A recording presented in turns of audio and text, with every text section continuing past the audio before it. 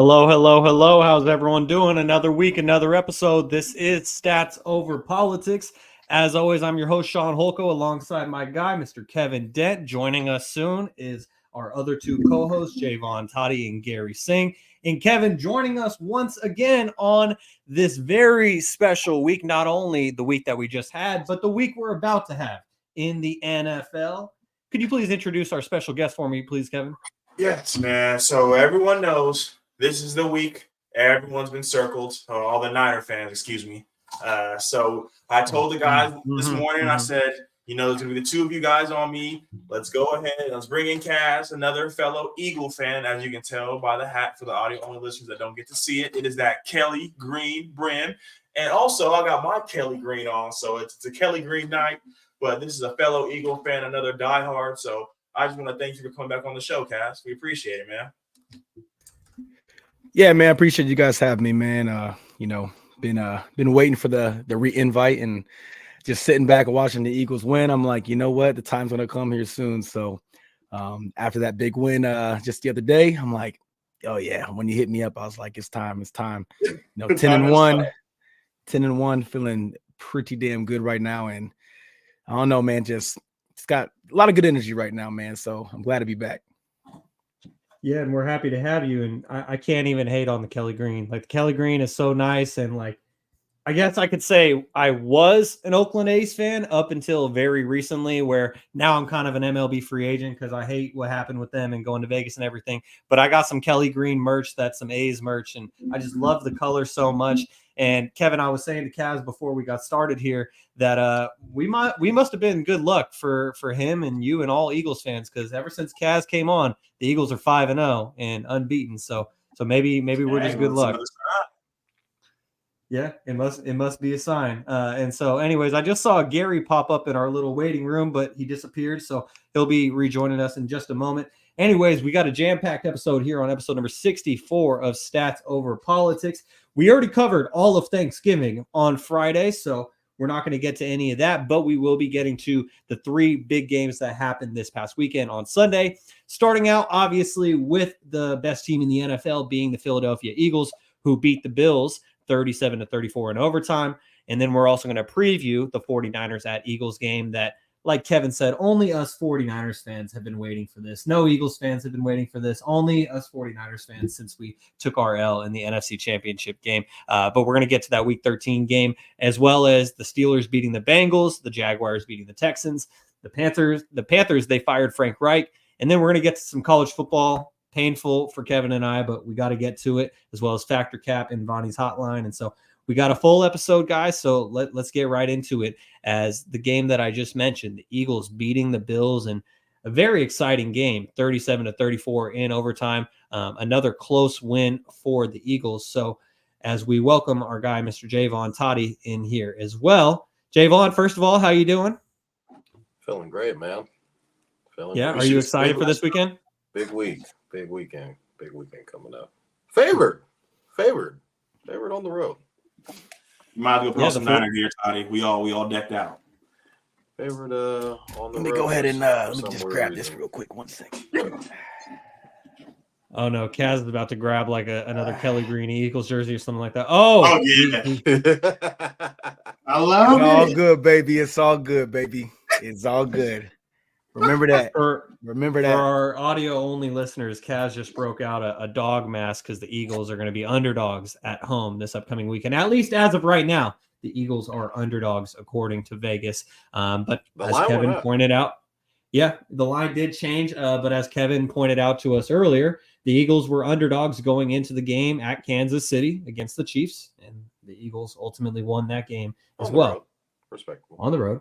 Yeah, exactly. And so anyways, the Eagles, they did get another win this past weekend, now 10-1 as they beat the Bills in overtime 37-34. So Kaz, I'm gonna toss it to you first. Just what were your overall thoughts on this game? Well, first and foremost, I just want to say I was actually at the Kansas City game last Monday. Oh, you were there? And oh yeah. I do go to every Eagles game that is within the Midwest. So that's like Detroit, Green Bay, Chicago, Kansas City. I mean, if it's within 6 hours, I drive. Indianapolis, all that good stuff. So I went there impulse and misty-ish rain all day. And then I look at this Eagles game against the Bills. I'm like, oh, please tell me that's not heavy rain. I can't really tell from the camera. Please tell me that. And I saw the helmet sparkling. And I'm like, it's gonna be a rainy game, man. I go, this is gonna be crazy to start off with, but I'm gonna stick to my guns and I'm gonna take my birds to win. So overall thoughts on that game though, man, like it was exactly like what most Eagles games have been for a big part of this season. A grinder, a very hard fought game, slow start for our offense. Coordinators on both ends, offense and defense, not really playing the best to start out with, but just was a tough game. And the Bills, they don't get a lot of credit for being actually as decent as they are. I mean, they're getting a lot of hate because they're not performing like a lot of people expect them to, but it's still the Buffalo Bills. You still got Diggs, you still got Allen. And I mean, all around, they played very well. I was very impressed with the Bills' offensive line and defensive line. They were handling business up until the end. I wasn't sure which way it was going to go. I think it was a very fair game. And I mean, I'm glad the Eagles came out on top. But for the most part, it was a grinder, and I expected that. I mean, why wouldn't I? Every week, it's like the same results. So, most definitely, as we talked about before, the Eagles aren't necessarily pulling away in these games, but fact of the matter is that they're winning. And now joining us from his home in Sacramento is none other than Mr. Garry Singh. How are you doing, Gary? No, you're still muted. Gary. Yeah, missing the green screen. He's muted. You got it together now? Yes, sir. Just mic's now. My mic's been tripping the last couple weeks, but I sound good. Sound great. Sound good. Perfect. Yeah, you sound great. How are you doing this week? What's up, guys? Chilling, man. It's Get good, ready brother. to talk about some football. Let's get it. All right, Kevin. Well, I'm tossing it to you next. What did you think about this Eagles win against the Bills? He was nervous. You're nervous. So 17-7 and said, "Oh, babe, don't even worry about it. Kick your feet up. We've been here before. New house, with new house cab. But Garry and I were talking about this early on in the season. The Eagles have won every kind of way, and it's showing to pay off. When we're down, it's not we're nervous. You have Jalen Hurts, and this offense is really going to do their thing. But like Kaz mentioned, with Lane Johnson being out, I text Toddy. And I was like, Toddy, I don't know. Lane's big. Jack Driscoll has stepped in and did his thing. But from the first two plays, Jack Driscoll got put on his ass. And I said, it's going to be a long one. Our first possession were 3 throwaways. So it was a rough start. But for Jalen Hurts in the first half, for us to be down 17-7, like I mentioned, him being 4 of 11 with 33 yards and 2 turnovers. One was a tip pick, and the second one was a fumble mishap, which I think should have been on Gainwell, but it is what it is. But when trailing or tied, Jalen Hurts in his whole career, 10 touchdowns. Or no, when he's trailing in the second half, 10 touchdowns, 10 passing touchdowns, 3 rushing touchdowns, 0 picks, and 136.6 passer rating, which leads the NFL. Jalen Hurts finished that game with 5 total touchdowns, 265 yards, 18 of 31, and 14 of carries for 65 yards with 2 touchdowns. We had a 31-point second half. Jalen Hurts is the first quarterback ever to have 10-plus rushing touchdowns in 3 consecutive years.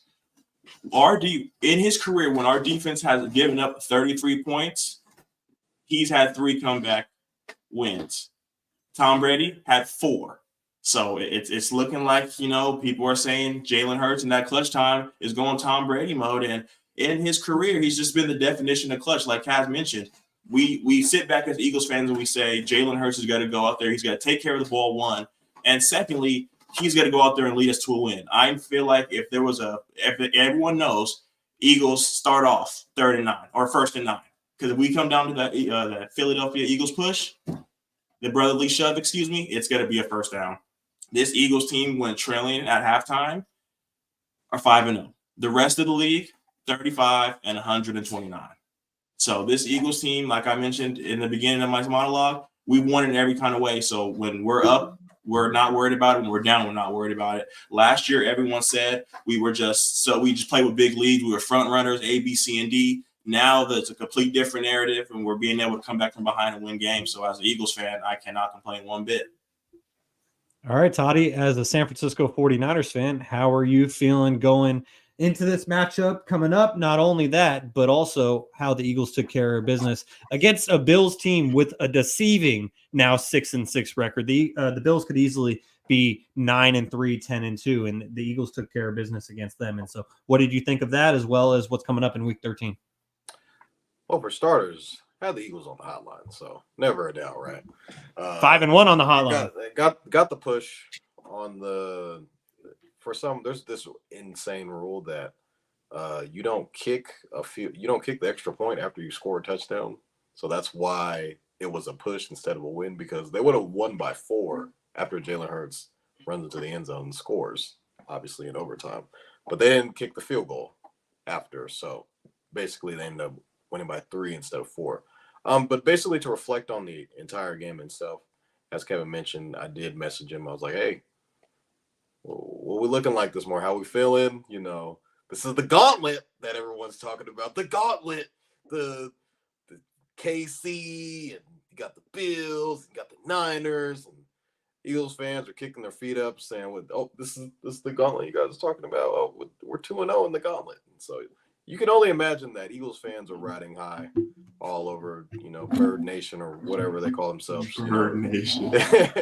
It's the Eagles are the first team to start 9-1 since the Buffalo Bills team that basically went to like 4 straight Super Bowls. They're like the first team since then to basically go, not have a Super Bowl hangover, basically. So to start the game off, Jalen Hurts was pretty abysmal. They couldn't really get anything going. As Kevin mentioned, Lane Johnson was out for the entirety of this game, and so their backup was kind of, faced a couple of hardships early on. So that D-line for the Buffalo Bills pretty much getting after Jalen Hurts, and Hurts was, under duress early.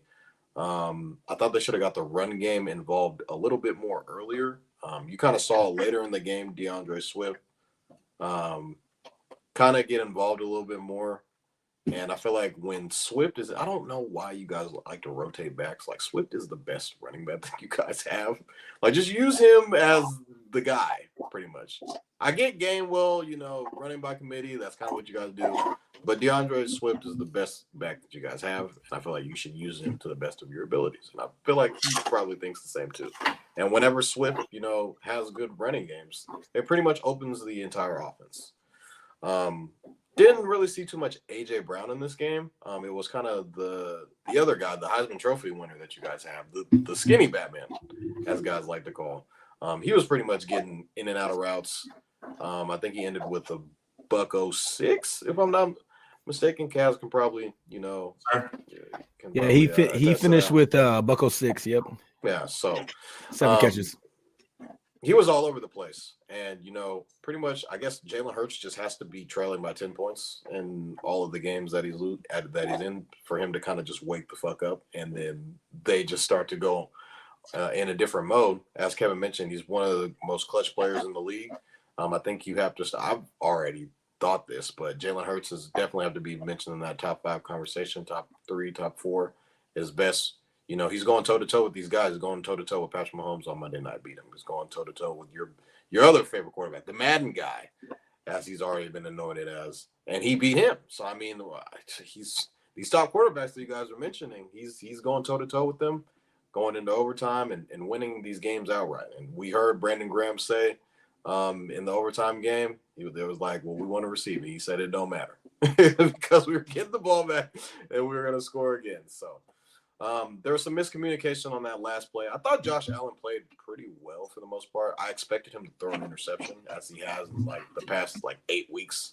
But it was kind of at the wrong time because the Eagles were pretty much dead inside until that interception that kind of galvanized pretty much everything. I feel like if Josh Allen didn't turn the ball over on that possession, the Bills would have pretty much been in the driver's seat. How you got to give props to the kicker too. Elliott freaking booms a kick from 60 yards out to send the game into overtime. That was pretty much the safe haven. You saw in Jalen Hurts' face as soon he pretty much was a face. He knew that he was going to make the field goal and was just like, all right, we know what we got to do. So a lot of people are going to look at the Gabe Davis pass. I was actually looking on some deep analysis on this pass. Basically, it's a choice route that Gabe Davis has on an inside route. And if it's really a corner route that he's supposed to run, that's the route that he's supposed to run. But if you beat your man on the inside of that opposing corner route, he's supposed to run a post. So Josh Allen sees that he beat his man. I don't know who was on him in particular on that particular play. But Gabe Davis beats his man inside on that choice route, and Josh Allen throws the post. And Gabe Davis is still trying to run the corner route. And when he turns around, that's why it kind of looks like he didn't run the wrong route. That's kind of like a thing that, is communicated between, the quarterback and the receiver on those type of choice routes. So Josh Allen's 0-6 in overtime games since they pretty much changed the rules, and they changed the rules for him, and he's still winless now. So Eagles win a thriller in overtime. I pretty much knew when the Eagles were going to get the ball back that they were going to win. It was just only a matter of how it was going to happen. And as Jaevon mentioned, 0-6 by Josh Allen in overtime, including, in the playoffs, is the most losses by a starting quarterback all time in overtime without a tie or a win. And so the bad luck for Josh Allen in overtime continues, as I want to highlight a couple of our comments here on YouTube. As Uncle Manny says, have a great show, guys. We appreciate you as always, Uncle Manny. And Kevin's dad says, nice jersey, Kevin. One more time for the YouTube audience. Let's see it, Kevin. We got the Kelly Green jersey. Who was that? That's Reggie White, right? Reggie White. It's an old school guy. Yeah, I've had this jersey probably for 2-3 years.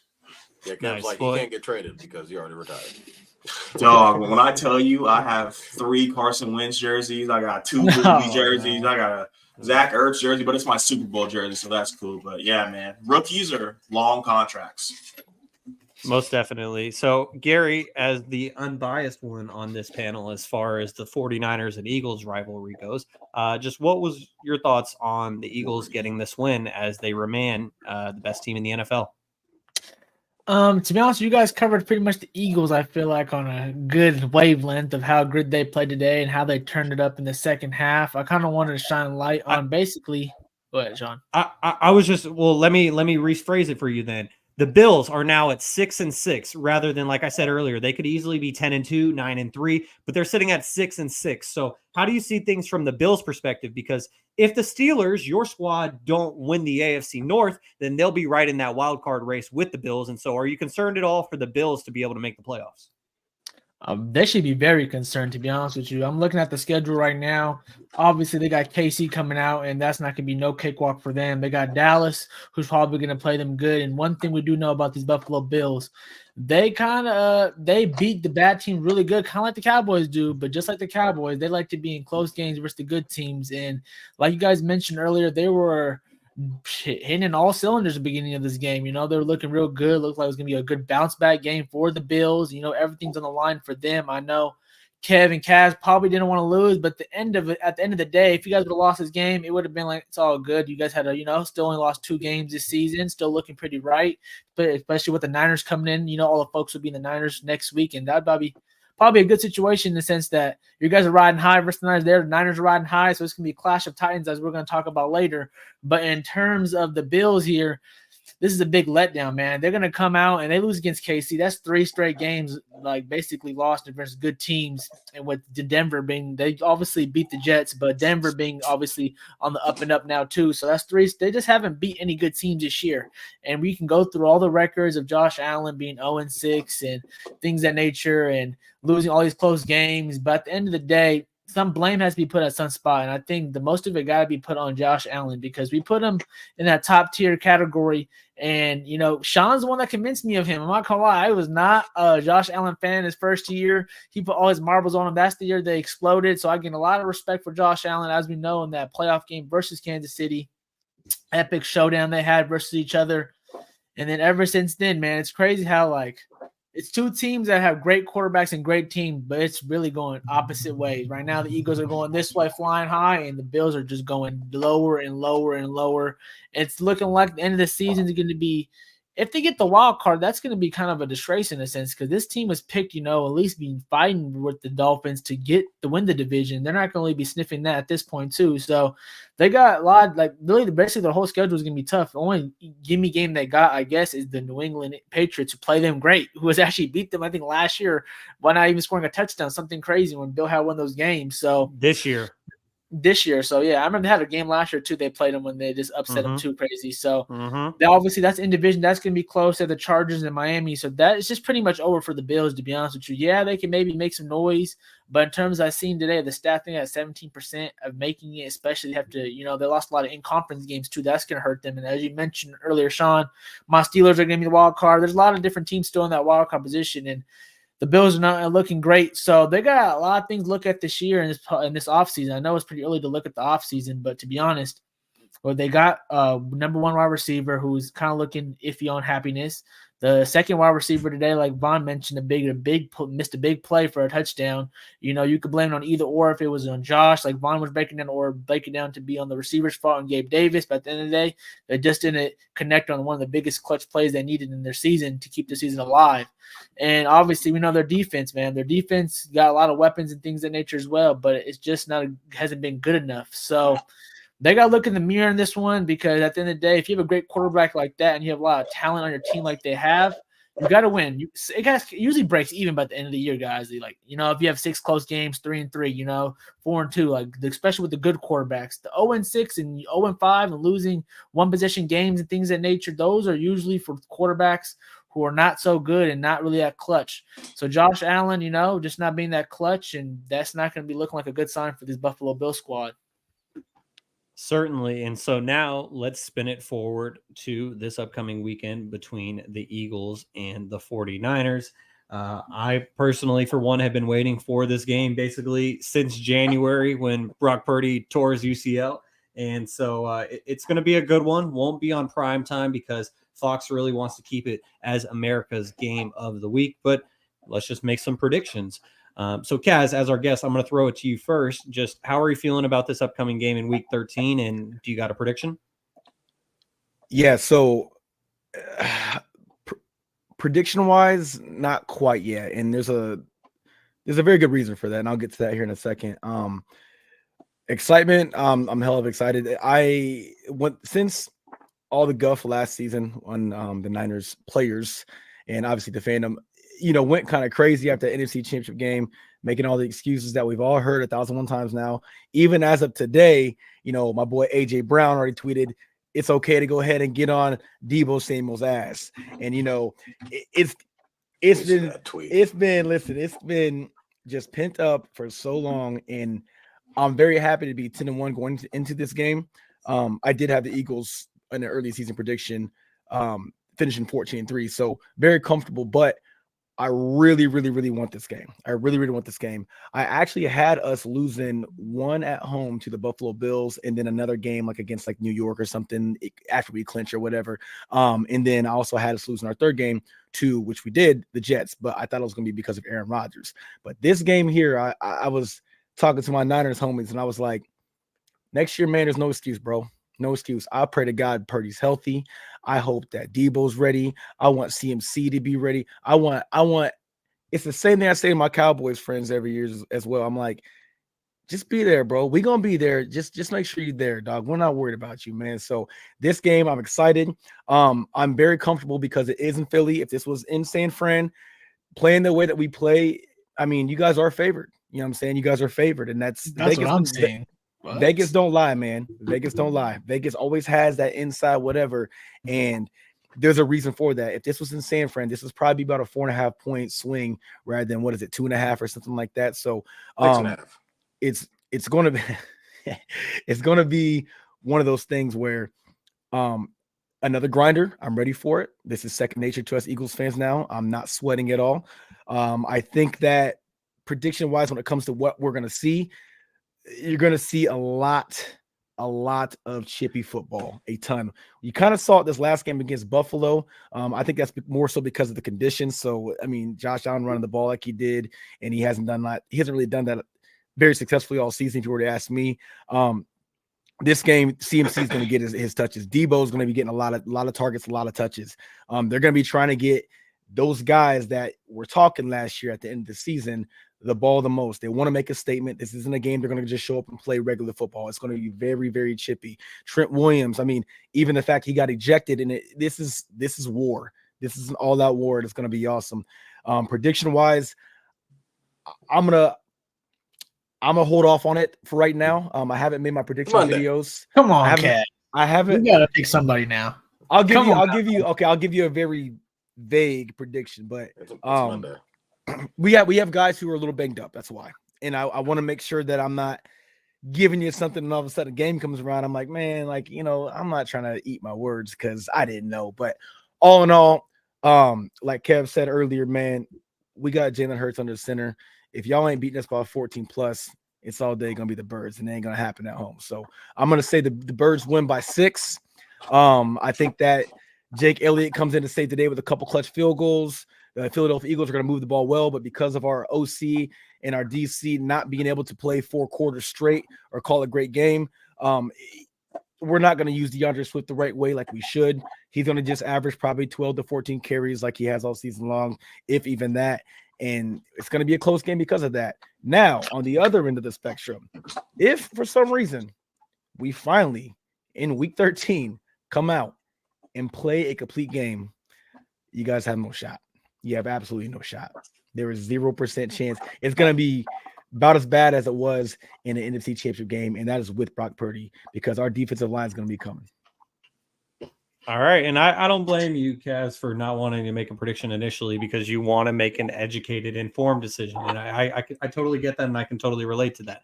So now, Jaevon, I'm going to toss it to you. Oh, no, let's hear this guy, the new house guy. I want to know what he got to say. Oh. Well, I was gonna try to mix it up. I was gonna try to mix it up back and forth. I need to know what's on his mind. He's been quiet. I ain't really heard from him after the group chat. I ain't really heard from him. I want to know what his thoughts are. I didn't see a tissues meme this week. Yeah, I didn't see none of that because he know what's coming. He knows it's a big week. So everyone, as the world knows, I'm an Eagles fan. I got Commanders fans, I got Bengals fans, I got Texans fans. Everybody and their mama coming for us, guys. You would have thought we was 3-4 time champs. We in the middle of a dynasty. They just like Jalen Hurts said, man. What you gonna say? We coming out here, we're doing our thing. Like Chaz mentioned, I believe this is going to be the game we put it all together. A lot of people have been asking me, Kevin, what are your thoughts? The defense sack numbers aren't up there. But let me tell you something. We have 102 quick pressures. What is a quick pressure, you ask? That is a pressure that's under 2.5 seconds. We lead the NFL, and it's not even close. Second highest team has 75. So people are talking about we're taking a step back. People on the offensive end are taking a step up because they know if you count to 3, you're going to look up and see the stadium. You're going to see the stadium lights. This game is going to be the game we put it all together. Jalen Hurts is going to come out here and do his thing. Let me tell you some stats from these main guys over their time in their career. Brandon Ayuk versus the Eagles. 3 games played, 4 receptions, 8 targets, 0 touchdowns. But what? I know everyone saw the picture of him jumping over the Eagles player. That was a run for his 1 touchdown. So congrats. The man who's been talking about us all summer long. Deebo Samuel, 3 games, 12 receptions, 161 yards, 50 yards per game. George Kittle, 4 games, 24 receptions, 254 yards, 1 touchdown, 64 yards a game. The new addition, the dude who had to throw the ball last game. CMC, 3 games, 8.7 yards per catch, 1 touchdown, and he's ran the ball for 129 yards for 1 touchdown. But wait, there's more. We have Skims Boy, 2 games, 5 tackles, 2 sacks. Nick Bosa. Neither one of those sacks came in the NFC Championship game. Kaz, I don't know if you remember, Nick Bosa was on the big screen 1 time, and it was because he got cleated. He got straight up locked down. I know it wasn't even a question. I mean, It wasn't even a question. And it's funny because that's just one of those things where I don't think people still understand how talented Lane Johnson really is. I mean, we know he's the greatest right tackle in football. We all know that, but it's bar none. It's insane. When I heard about Nick Bosa and what he was supposed to do from all my San Fran friends and stuff, I'm like, huh? Man, I'm like, wait a minute, who does he have? Who is he compared to who we? Don't get me wrong. This is no discredit to Nick Bosa. He's a dog. I ain't gonna discredit him. But what I'm gonna say is this: there's just some players in the league right now they're on a whole nother level. And just like our center is one of those guys, our right tackle is not a sweat at all when it comes to that dude. Not a sweat at all. Now, I'm not saying Nick Bosa can't maybe get 1 or 2 pressures or what it may be, but we're too complete in the backfield with Jalen Hurts under center, and Lane Johnson's got an endless tank as long as he's healthy. He's not gonna get tired out. It's wraps. Nick Bosa's not even on the radar for me right now. He never will be as long as Lane's there. So Lane's healthy. I don't even want to even talk about Nick Bosa, to be honest. But Kaz, let me tell you the exact words and phrase that's going through Shaun and Toddy's head. They said, Clip it. Well, we have Chase Young. Chase Young was in the division. 4 games, 7 tackles, 3 sacks. Was he playing next to Nick Bosa? I'm just saying Chase Young was there. So we mentioned the CMC stats, and he wasn't a Niner. I'm just letting you guys know.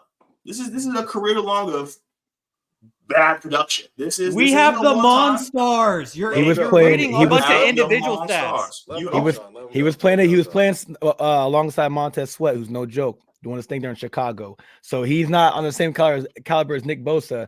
But Chase Young, another one. We've seen this dude how many times in Philadelphia? I mean, it's one of those. I'm sleeping on it. New. I am. So I am. And you can clip that if you want. I'm not worried about it, man. Because at the end of the day, they're all getting Jalen Hurts under center is going to find a way, especially with that read option. They're going to bite. They're going to bite. They're going to bite. And you know what's going to happen. You know what's coming. So, again, I expected a couple pressures here and there, but this ain't going to be like what y'all think it is. It ain't going to be the sack show and, strip sacks. And especially if we get DeAndre Swift involved. We get DeAndre Swift involved, it's wraps right there. Because he can run he can run anywhere. Between the tackles, outside the tackles, misdirection. I mean, there's nothing I'm seeing on that defensive front when it comes to the San Francisco 49ers that's telling me we're in trouble. And again, feel free to clip that. Feel free to clip that. I am more than confident. More than confident. Well, unfortunately, Kevin's the one who does social, so I don't know if that's going to get clipped. But go ahead, Kevin. Please finish your thoughts. So, I'm going to give everybody what they want. Kev, give us a score. Give us your prediction. 38-7 Eagles. I've been telling you guys all season, Brock Purdy's going to wake up in fucking cold sweat and see Hassan Reddick's face mask. He is, hey man, PTSD is a real thing. PTSD is a real thing. That dude it's gonna take one time for Purdy to get rocked, and you guys are gonna be playing from behind. And we all know Mr. Irrelevant turns back into a pumpkin when you guys are behind. So I'm gonna go 38-7 Philadelphia Eagles. All righty. Well, we shouldn't let Kev go last. Well, So- I tried, but Toddy wanted to hear what he had to say. But anyways, Uncle Manny saying someone did their homework, Kev. He certainly did with all those individual stats. Mr. Kevin Dent Sr. says time, temperature, and weather might be a factor. And Eagles just squeezed by the last 2 weeks. Wishful thinking. He has been solid all this time to fold to the Pigeons, is what Kevin's dad says. Kevin's dad is a noted 49ers fan. So that context is really important. Toddy, go ahead and say what you got to say. I'll be right back. Well, we all know last year pretty much how the game started. It all started with a missed catch that was caught by Devontae Smith. Ball hit the ground, obviously. Got a little bit of help. I get it. You're at home. Should have challenged the play. That's neither here nor there. And then that led to their first touchdown. And then ultimately ended up with a, Brock Purdy ends up tearing the UCL. Hassan Reddick. Game's pretty much over after that. I recall Jalen Hurts only throwing for like 121 yards against this team last year. And him pretty much being under duress. And we were kind of just making him, getting him outside of the pocket, forcing him, to make throws on the run. And it was working for the most part. And then, obviously Brock Purdy ends up, getting knocked out of the game. And we really don't have an offense. Like we had Josh Johnson, who eventually also got knocked out of the game, which was actually insane. And we didn't really have a quarterback the entire game. We've seen what Purdy is capable of doing. I believe his numbers are 19-6, if I'm not mistaken. But ultimately, I have to rock with Debo and what Ayuk were saying. Pretty much the separation will be there on the outside for Purdy and Ayuk. I don't think anybody on the Eagles can guard those boys. And I think the middle of the field is going to be wide open. We've seen teams like the Commanders put up 28 plus on them. I don't think scoring is going to be a problem for this 49er team, just given all the weapons that we have. Christian McCaffrey is going to get going early. I feel like that's going to be a main key point for him to get going early in the run game, which I'm fairly confident in. Kevin was pointing out, all of the stats about, or Kaz and Kevin were basically saying, Nick Bosa is not something to sweat about. Okay, well, now he has Chase Young on the other side of the end. And, Nick Bosa, I don't know if you know this, he won Defensive Player of the Year last year. And we have a guy like Chase Young on the opposite end, same D-line. Now, I get you're saying, oh, Montez Sweat. Yeah, Montez Sweat ain't nothing to joke about. Nothing. He is one of the top D tackles in this league. He ain't no Nick Bosa. he ain't no Nick Bosa. I'm gonna tell you that right now. And what? Y'all remember Jaevon Hargrave? He was on your team last year. Oh yeah, he's on the D line now this week. So ultimately, I feel like havoc is going to be caused for Jalen Hurts. Now, I'm not saying that those boys. I feel the only thing what I'm worried about is our secondary, because obviously we have Fufungu's out, torn ACL. AJ Brown and Devontae Smith those boys are nothing to joke with. Now I was already talking about how I feel like our wide receivers are going to be able to get open at will. These boys will be able to get open. Now the only thing I'm saying is with Jalen Hurts is I don't know. I think he's going to be under duress, similar to what he was last year. And I feel like those boys in Nick Bosa and Chase Young are going to be able to bend the outside. So Hurts is he's not going to be able to just run outside. We're going to try and keep him inside of the pocket. So all of his scrambles will be not on the outside. He'll have to step up in the pocket and try to, have his scrambles that way. I mean, both teams are stacked. I'm very confident in our play calling. Kyle Shanahan's going to be able to scheme the best, game possible for Brock Purdy. I think he's going to be comfortable. It was just such a fluke thing to kind of just happen on the very first drive.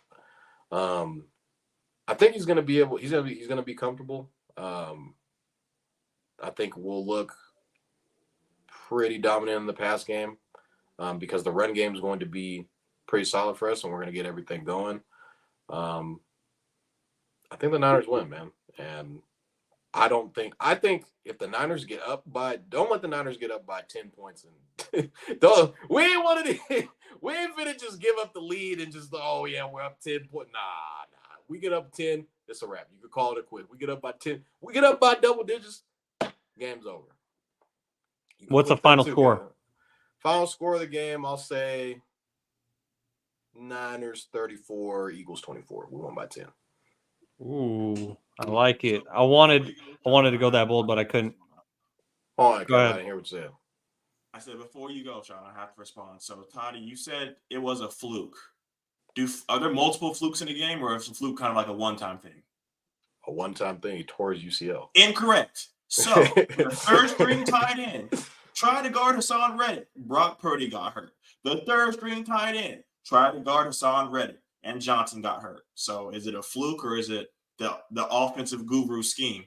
That's all I had to say. Yeah. How many quarterbacks have torn their UCL in a game? Bro, I mean, if It's the like coach is 2. going to put the practice squad It's guy like on one of the 2. best edge rushers in the NFL, So, you could have done a better job, Toddy. yeah, we tried to chip Hassan Reddick, which wasn't a smart idea. I get it.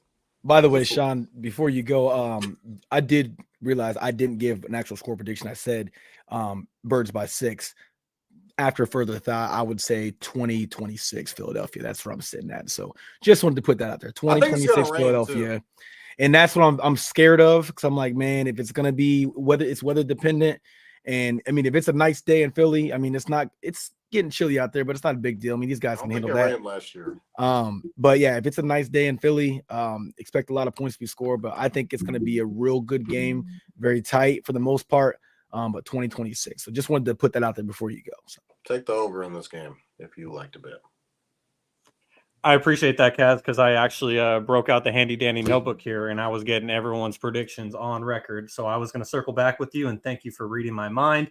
And so I'll just make it even. Get messed up on Debo. That's all I'm saying.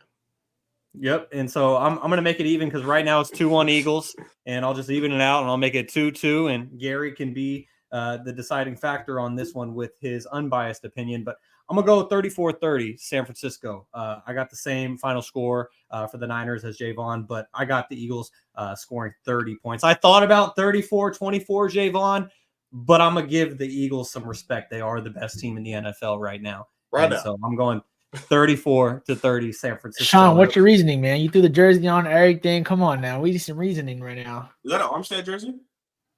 Yeah. It is. You'll see him. You'll see him do a sack celebration. You'll see him. Yeah, so Garry got me there, because I was just about to get into the whole diatribe. I heard a lot about Nick Bosa, understandable, as Jaevon said, reigning defensive player of the year. I heard about Chase Young, because since the 49ers acquired Chase Young, they have 15 sacks through the first 3 games since they acquired Chase Young. Oh. Nick Bosa is averaging 1.5 sacks don't let them per come out game. And say Lane Johnson ain't playing. Don't let them come out and say he's not playing. It's over. So not only are the 49ers racking up the sacks, but Nick Bosa is seeing an increase. And also I heard Javon Hargrave, because, Javon Hargrave is going to be going for his revenge game, you could say, just against his former team, and wanting to hand his former team an L in their home stadium. Yes, exactly, Jaevon. But, I had to get up. I had to go open the closet, Put on the Eric Armstead jersey. Pleasant Grove in Sacramento, California's finest. Eric Armstead. He stays hungry. You can't. I want to like rub my belly, but then I don't want to get away from the microphone. Eric Armstead stays hungry. And the addition of Chase Young not only helps a Nick Bosa and a Javon Hargrave and a Randy Gregory, who we haven't even been talking about, but he knocked Jason Peters' 40-something-year-old ass on his ass this past week on Thanksgiving. Didn't bring up the numbers because Randy Gregory played against him in Division 2, so I don't know. We got to. Yeah, I don't know if we want to hear Randy Gregory's stats for the Cowboy against the Eagles. But nevertheless, we hear all of those names. I'm really going to be looking forward to Eric Armstead getting his because he is the guy who flies under the radar constantly. But if you guys recall, the 49ers had to decide between re-signing Eric Armstead or DeForest Buckner. And they chose to keep Armstead and trade DeForest Buckner to Indianapolis. That's for a reason. He is a beast. We also, I know Jaevon mentioned Hufanga and him being out. That's obviously devastating, but let's not forget about Freddie. Probably, arguably, Kaz, I think you even said this yourself last time we had you on, best linebacker in the NFL in Fred Warner, or at least top 3, top 5. And so I'm really confident with that 49ers defense. But Travarius Ward Kevin, he's shutting down AJ Brown. I don't know because we haven't really seen he shut down DK. That's all I'm saying. Potentially. But I heard Kevin mention AJ Brown's tweet where AJ Brown said, okay, it's time to troll Debo. He gives everyone permission to troll Debo. And Debo responded by saying, man, leave me alone. And all the talk about Hassan Reddick. Kaz, basically every single week since January, Kevin has been reminding us about Hassan Reddick and our third string tight end and how Brock Purdy tore his UCL. And we see a recent comment from Hassan Reddick where he says, talk is cheap. They get to come back in the link. It was a lot of boo-hoos last year, a lot of crying, a lot of what ifs, a lot of this, a lot of that. They get a chance to come back in here, line that shit up, and prove it again.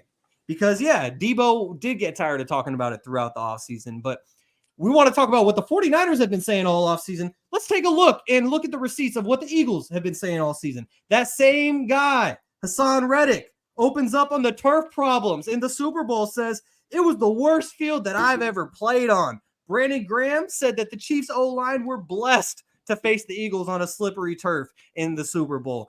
CJ Gardner-Johnson, he says, run that ball back on legit grass. The D-line smashed the O-line. I'm sorry.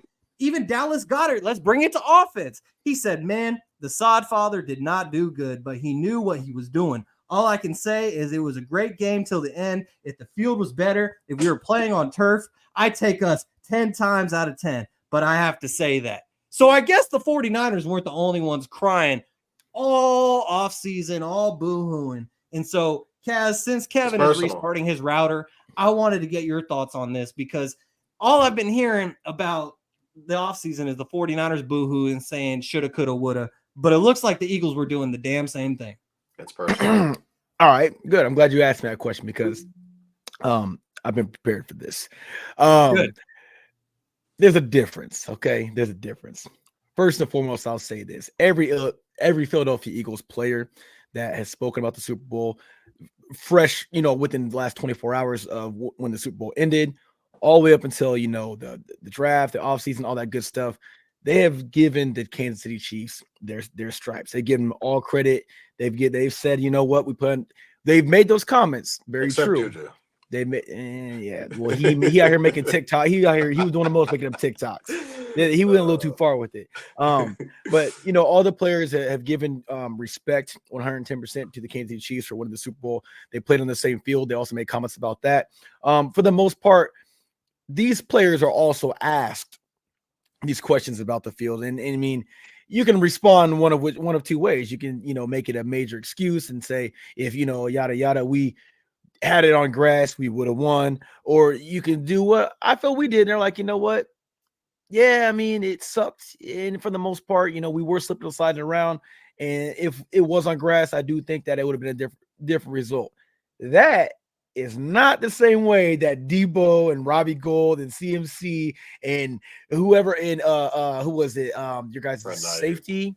No, you got Ayuk, and then there was one more Ward. Jimmy, was it Jimmy? Not Jimmy Ward. Was it? Yeah, it was Jimmy Ward. Yeah, he's Jimmy in Ward. Houston now. Yeah, because it wasn't for Davis. And I made a video on it. Responded to everything they were saying. I'm like, are you serious, man? I'm like, come on, bro. Like, it's one thing to say, damn, it was tough to play in Philadelphia, and we were a great team when we were 14-3. We rolled through New York Giants.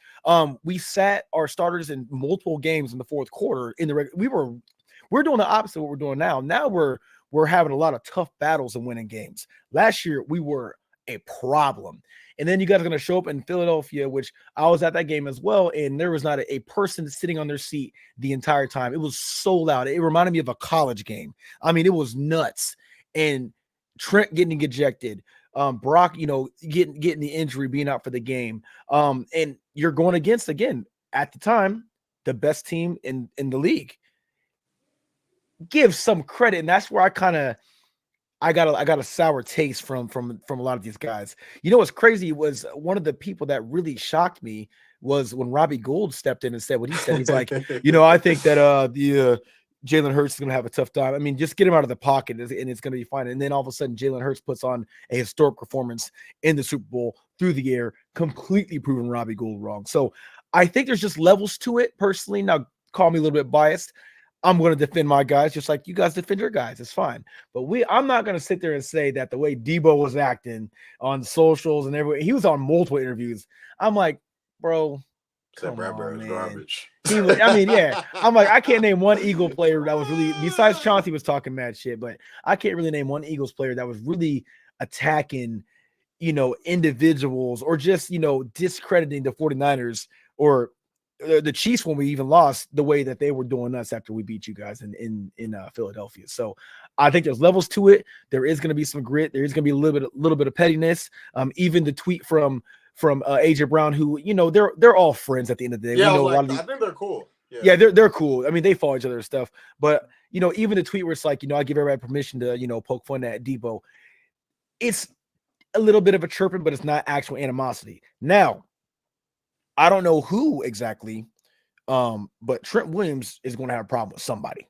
And it's going to be it's going to be crazy. So I just think that the trash talk with certain players was a little excessive, more so on the 49ers side than it was, or the excuses, I should say, than it was coming from the Philadelphia Eagles players' mouths when it came to the Super Bowl and slipping around and all that good stuff. So I just think there's levels to it. Again, call me biased, but the Niners, If I think I made a tweet. I said in February, whenever after Super Bowl, I go, man, if my players on my team was talking like this, I'd be like, yo, man, chill it out, man. I said, I don't want to see you look so sour, Debo. Like, I hope AJ Brown never goes to those depths. And that's how I felt. So maybe again I'm biased, but it just seemed like the Niners players were a little bit more salty than any of the salt that the Eagles were spewing out after the Super Bowl. That's fair. And from the 49ers perspective, a lot of us fans, and I would assume the players as well, just really felt like we never even had a shot. Like what Kevin would argue is, okay, don't put your third string tight end on Hassan Reddick. Like 38-7.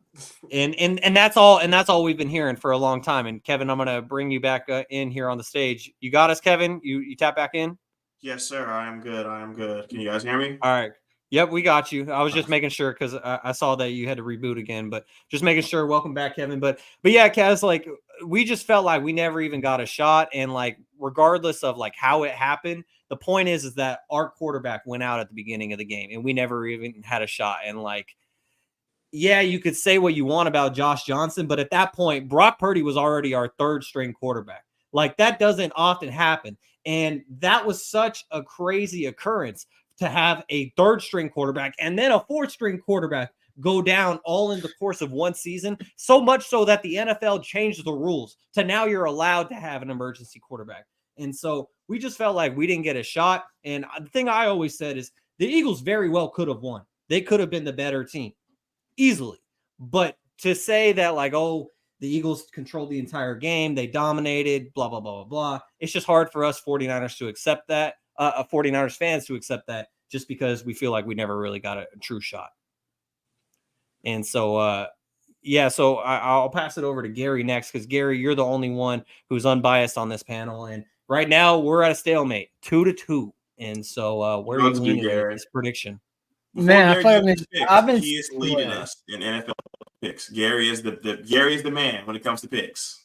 Thank you, kid, for the flowers right there. Man, I just been sitting here watching, Shaun and Von versus Kevin and Kaz over here. A 2-on-2 little Niners, Philadelphia pre-showdown. I've been liking here where I feel like the judge right now. I'm hearing both sides. Who I'm about to pick what side right now. What is your closing verdict? Right, what's the verdict on this one right here?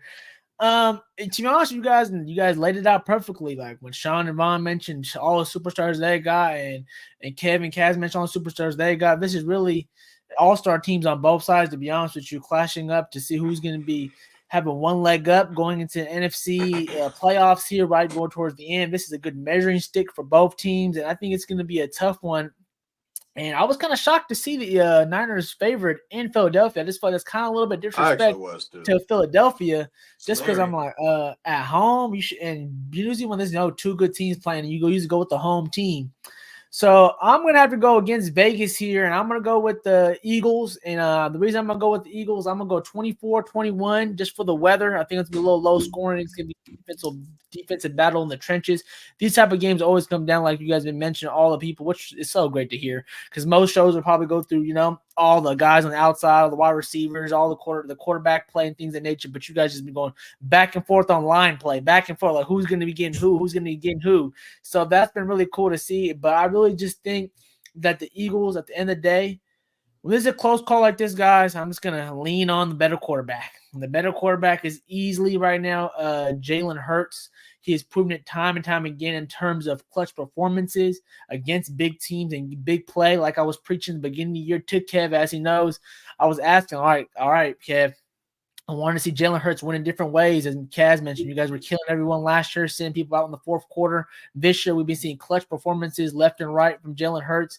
And not to say Brock Purdy hasn't been doing good. We already know all the stats. I think he leads all QBs in QBR still. His passing rating is great. All statistical category, he's been good. He's been way better than Jimmy G was, to be honest with you. When you had Jimmy G, you still feel like you had you feel like you was still like, but you was a little chained a little bit to the ground. Like you wasn't able to fly high as you guys want to. And now you guys feel like a little bit more opened up, a little bit more belief, but I still haven't seen that it factor when Mr. Brock Purdy's down. Is he going to be able, if he's down 10 going to the fourth, down a touchdown versus the Eagles going to the fourth quarter, is he going to be able to come back and make the winning clutch plays? So I just feel like it's going to be a close game. I feel like Jalen Hurts is going to have the ball last 2-minute drill. And they're going to go put a field goal up for the win, 24-21 Eagles. Big J. All right. That's very fair because, as Toddy mentioned earlier, the 59-yarder by Jake Elliott was just ridiculous at the end of regulation this past week. And as we know, the 49ers, they lost a game earlier this season in Cleveland when their kicker couldn't get the kick to win the game. And so clutch kickers are extremely important. Go ahead, Gary. Last thing before we head out to the next topic, I would just want to say, I just hope, because we just have so much epic build-up right here. I just hope it's a good game, not compared to last year that we talked about the whole time, the playoff game.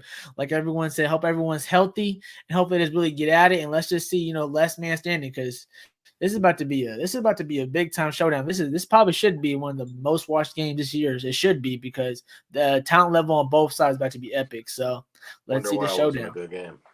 You're in for a disappointment, Gary. It's about to be a dog walk. All right. Well, anyways, Kev said 38-6 Eagles. Kevin is whatever. No, 7. I didn't say you missed a field goal. I said 7. Oh, I'm sorry. 38-7. That's a big difference. Thank you. Goddamn. I'm glad that you clarified that. Anyway, so we heard from one Sing. Now let's hear from another. Cowboys fan Manny Sing says, "This is painful for me, but quote, let's go Niners. I got 28-24 49ers win." So now I guess it's at 3-3. And we're a Cowboys fan. That's sad, man. You can't be a Cowboys fan and cheer for the Niners, bro. I mean, they break your heart every season. Like that's damn. They hate you guys. They really hate us, man. Man, they really hate us, man. They really hate us. They really hate us. I thought that was hilarious, and I wish that I had this loaded up, but Yeah, it Literally. is. And I wish I had this loaded up so I could put it on the whole screen, but I don't got time for that. So I'll just show you guys on my phone. Saw this earlier on Twitter. This is 49ers and Cowboys fans for the next 2 weeks. Basically, like Bloods and Crips I think are Uncle posted united that. because in our hate for the Eagles. And so I guess we shall see. But as far as the official panel goes, it's 3-2 Eagles. And we will circle back to this next week. Kaz, I'll fill you in on something I said to Kevin earlier in our group chat when he mentioned this morning that he wanted to bring you on, so then it could be 2 versus 2, and so Toddy and I weren't ganging up on him. I said, Kevin, you're very strategic because you're choosing to have Kaz come on before the game because you know better than to have him come on after the game after the 49ers Now win. you gotta come on. And so now I is. guess you might have to come back on to be able to talk your shit. Yeah, I'll be ready, man. I love the show, man, and appreciate everybody on here. So anytime you guys want to reach out and get me on there, talk some football, especially Eagles, I'm your guy if I ain't got nothing going on. So might need to reach out to you next week. Shaun, Toddy, I have a wager for you guys. Do you? Because you seemed a little scared on Friday. No money wager. Jersey wager? Yeah, no. So look, for everyone that does not know, I do not live in Sacramento. So at the end of the month, at the end of next month, we'll be doing an in-person show. I wanted to break the news on live.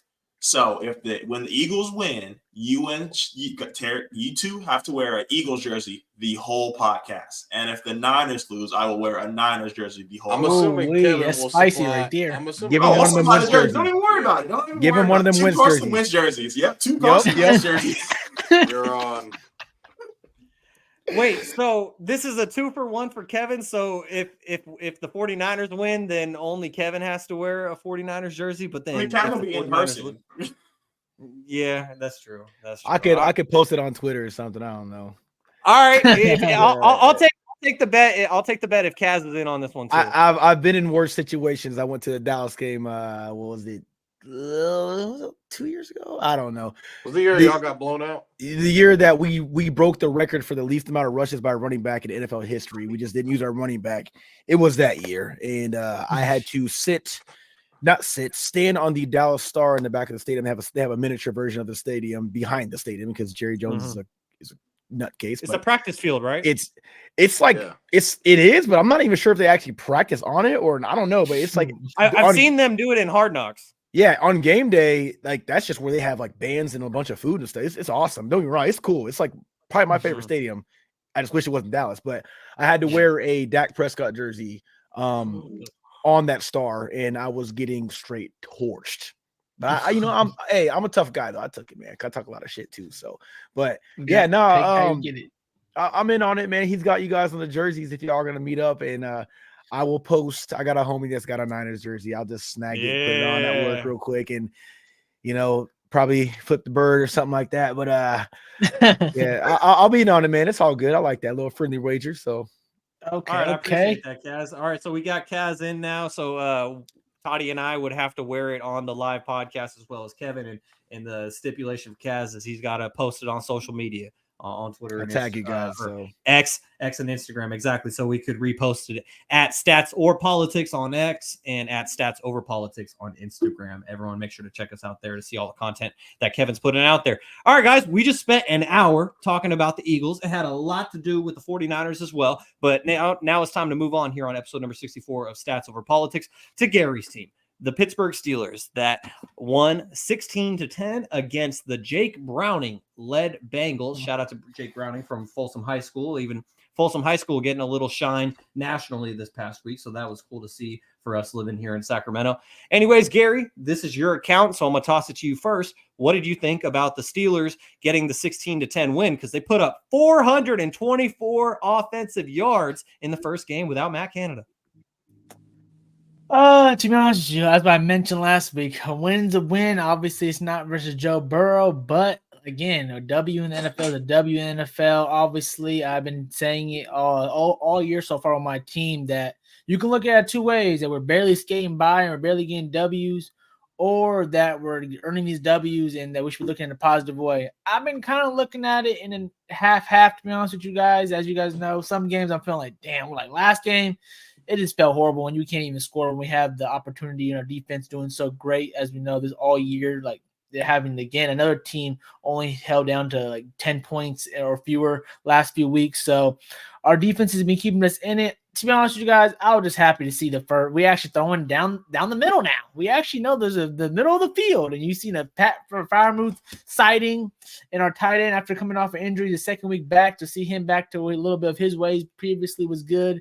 To be like you mentioned, the yardage, Shaun, obviously it doesn't really show on the score, but us just getting down, getting yards, getting to the red zone, opening up a little bit more of the offense, and just seeing what we got. And Kenny was great to see. Kind of felt like we got robbed. That first was a touchdown. They called it. We shouldn't have challenged that one. That should have been a touchdown. He had 2 feet and the back of the end zone and Deontay Johnson, but it's all good as long as we get the W here. And yeah, again, it's a grinded out win. This is how we're gonna win games, guys. Not gonna get any prettier, Kev. It's the JV offense. The defense is not JV like you trying to mention at the beginning of the year. Like I mentioned last week, I'm gonna keep mentioning. Sometimes our defense buckles up when the offense looks like complete putrid shit, and you got to keep going out there every couple snaps, 3 and out. So you can hear it. I watch, listen to my guys talk and TJ and all them. And they felt the difference, obviously, of not feeling like they're out there all the time, not feeling like they're going out there so quick. So you go down our numbers, we 8 for 17 on third down this year. I don't even think that's probably the highest we got this year too, even though it's not great. There's so many statistics you can see when you see Najee Harris be a power running back like we want him for all in all. The reason why we drafted him and our combo with Warren in the backfield too. So I just feel like obviously we're. Well, like Shaun tried to make fun of me. I say we're Super Bowl contenders, but I started to say don't mention. You said don't mention that. Only reason I said don't mention that is because if Kenny was fixed, if our offense was fixed, all the weapons we have, we should be knocking on the door, because I think no one will argue that our defense is top tier and one of the best defenses in the league, and we have offensive weapons.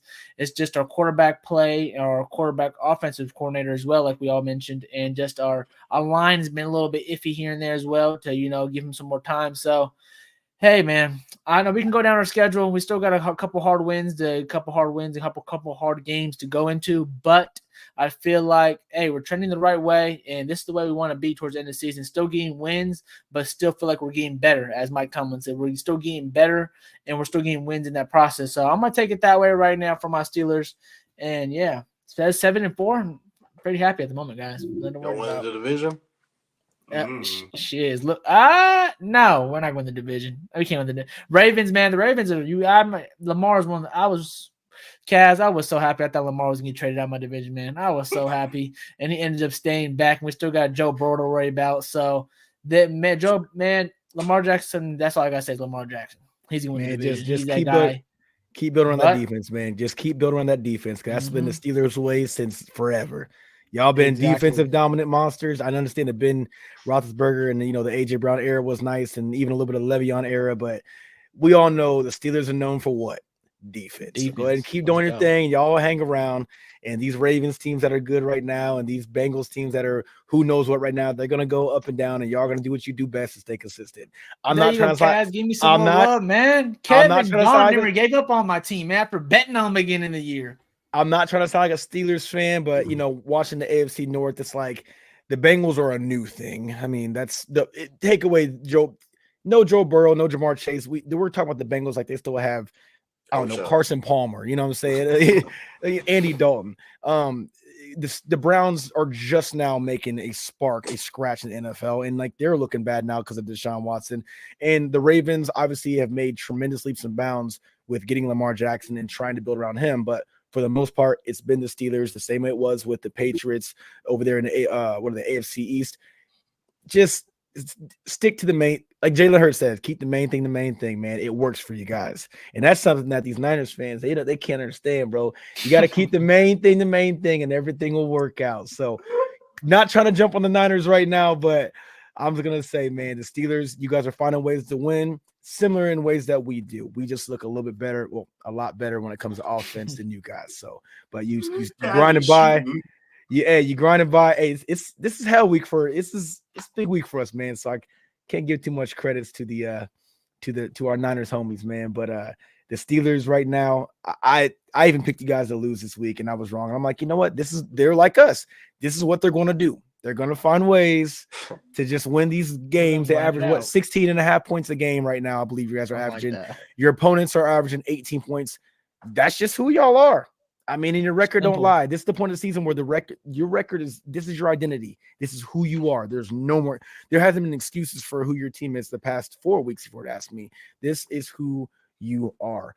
And it might get you guys into the playoffs. And when you get to the playoffs, anything can happen. So, I'm going to give the Steelers a little bit of credit right now, a little bit. Not too much, but a little bit. You guys are all right. Well, what do you think is the ultimate end for the Steelers this season, Kaz? Because Kevin picked the Steelers to make the playoffs, I believe, as a wild card. But after the 49ers absolutely smashed the Steelers in week 1, 30-7, don't forget, Gary. But ever since that happened, Kevin hopped off the bandwagon and he was done with the Steelers. And so what do you think about their ultimate outcome? Ultimately, I do think that they'll be a wild card. I do think they're going to make the playoffs. I think with the Browns losing to Shaun, even though he wasn't playing the best football, just too big of a hit for that Browns team right now. No Nick Chubb, no Deshaun. Myles Garrett can't do it alone. Their defense is going to continue to play well, but they need so much when it comes to that team to be able to hang. And Pittsburgh, they are probably the best. They have the best head coach, I would say, in that division. Tomlin has never had a losing season. Ever. I think he's finished 8-8 back when we had 16 games, but he's never ever had a losing season. That's consistency, and that's a very, very important statistic. But I think they get there, and I would not be surprised if they somehow, some way upset somebody within their division, because it's just the way the AFC is. It's really, really strange. It always is. The outside of the Patriots for all those years, there hasn't really been a true powerhouse that just rolls through the AFC and handles business. We thought the Bills were going to be that. They choke. They can't handle it in the playoffs. We thought the Bengals were going to be that problem after Joe Burrow made that run to Super Bowl, and then it's like, no. I mean, they played the Chiefs last year, lost, and I think rightfully so. There's nothing that the Bengals do in the AFC that make me feel that they're this powerhouse. But what I can say is this: the AFC is really strange. I could see the Steelers getting a win possibly. But that's about as far as it goes if that happens. But I give them a playoff berth for sure. One final question for you, Kaz, before we toss it to Kevin to hear his thoughts on this game, because all of our listeners know our thoughts on the Steelers and everything around them. But simple question: thoughts on Kenny Pickett? I'm out. I defended that man crucially beginning of the season. He's not a good quarterback. I think I said in my previous video, and I'm sorry if this rubs you the wrong way, Gary. I don't know your thoughts on Pickett, but he's 99% out. Okay.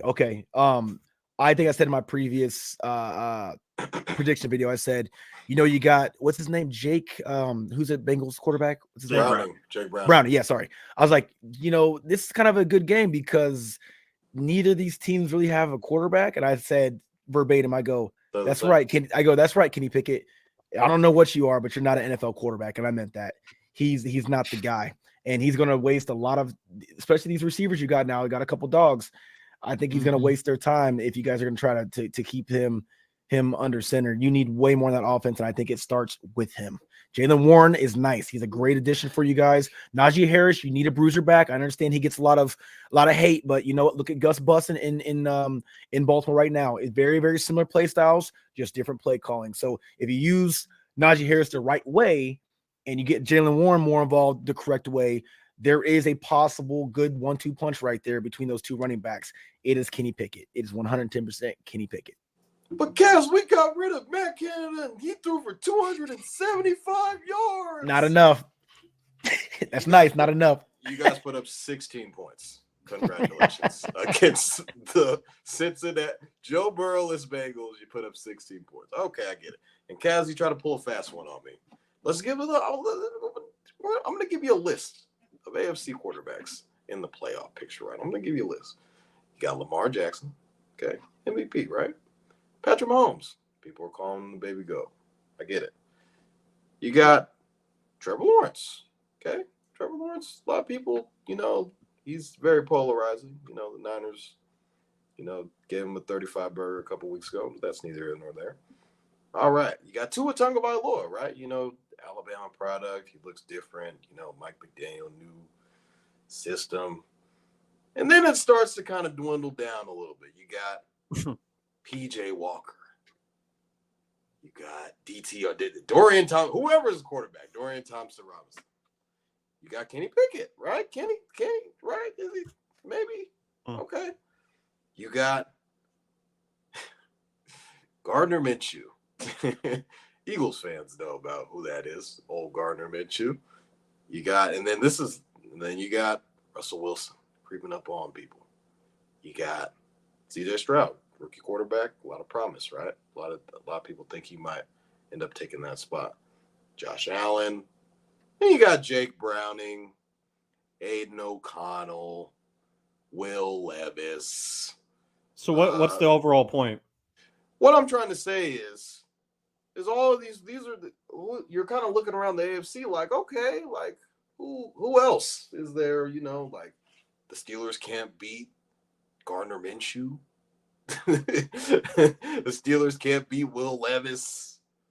Steelers can't beat DTR, and like the AFC is kind of just like, it went from being like the gauntlet of quarterbacks to like, all right, you're looking around like the Chiefs and the Ravens and everybody else. I don't think anyone really fears the Jags as much. I feel like the Jags are a pretty decent team, but I don't know if people really trust them in the playoffs. And with this Browns team and how dominant their defense is, they have no idea who their quarterback is and they lost Nick Chubb in literally the first game of the season.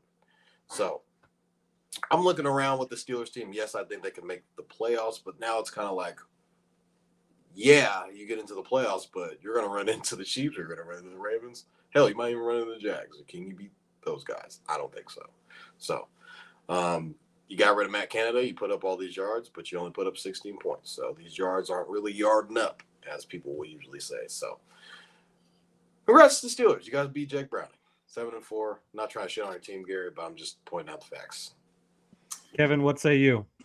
Gary, and this is what I saw in the preseason. This Kenny Pickett is what led me to say you guys will finish 13-4. This preseason, I saw this same stuff working, and it looked great.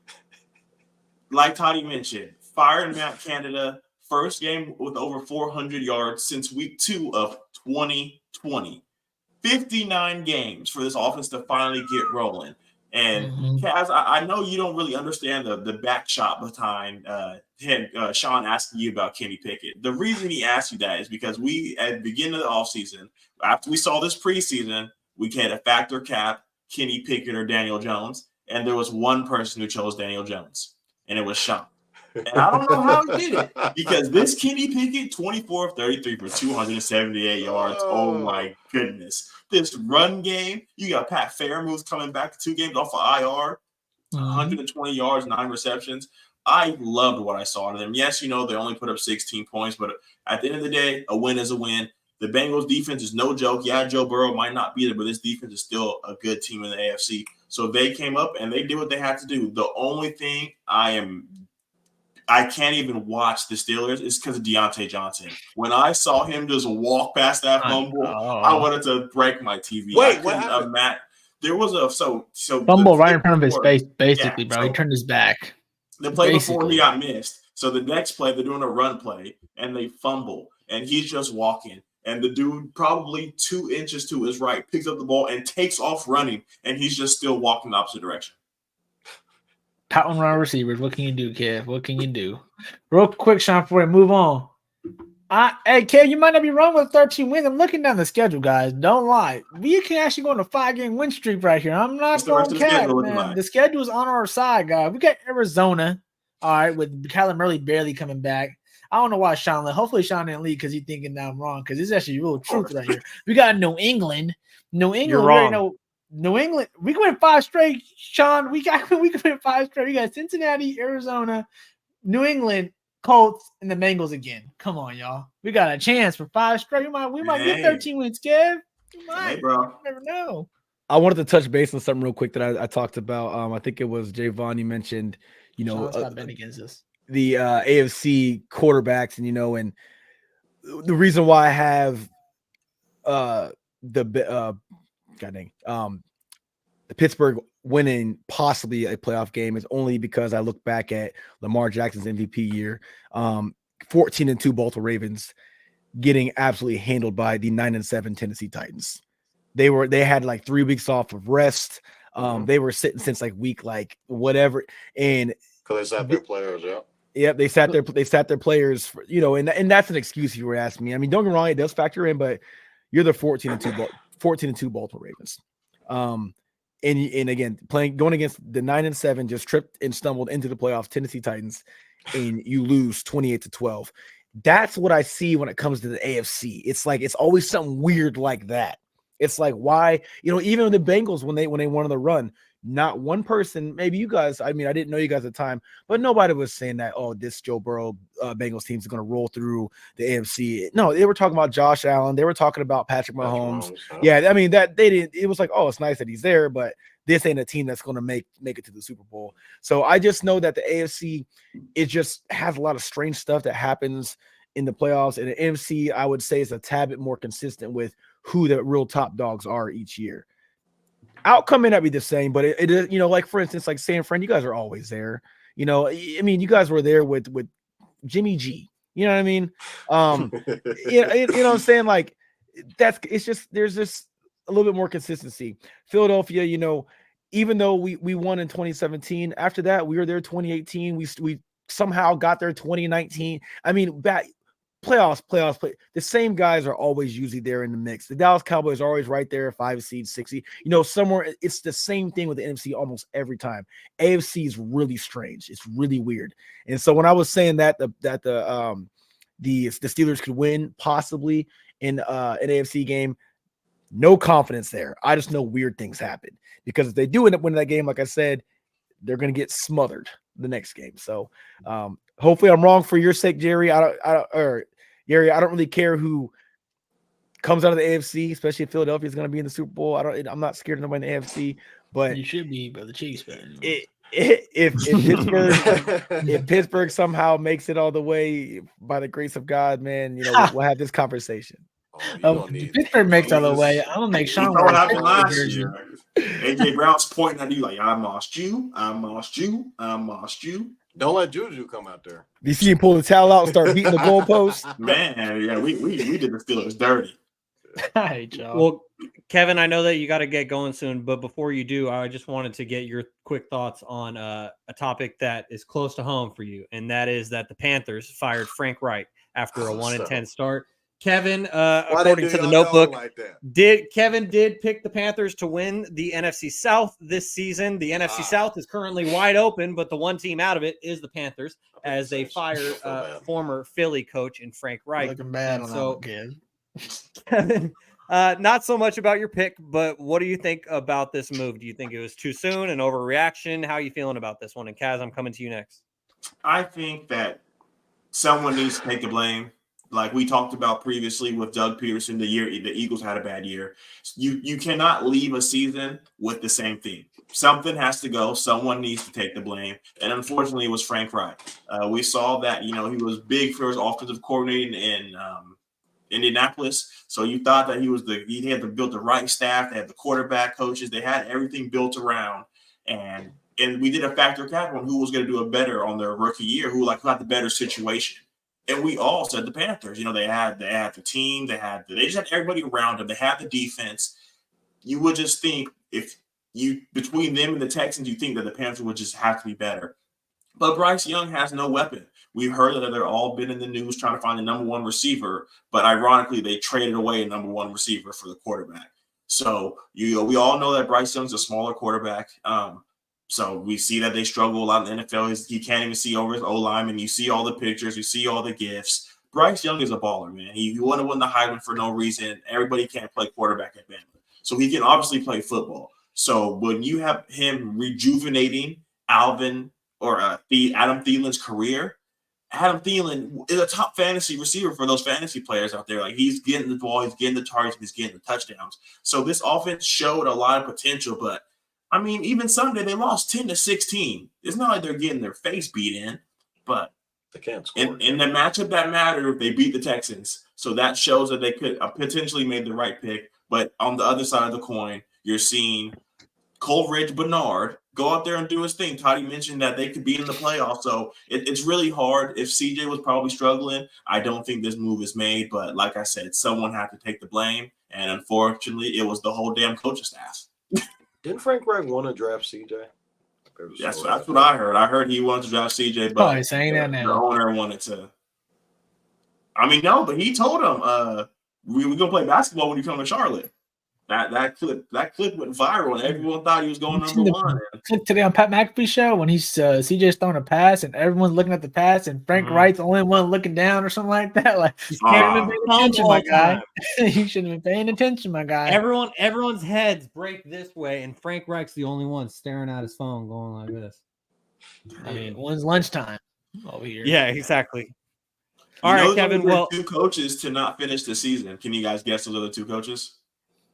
Isn't John Gruden? No, not John Gruden.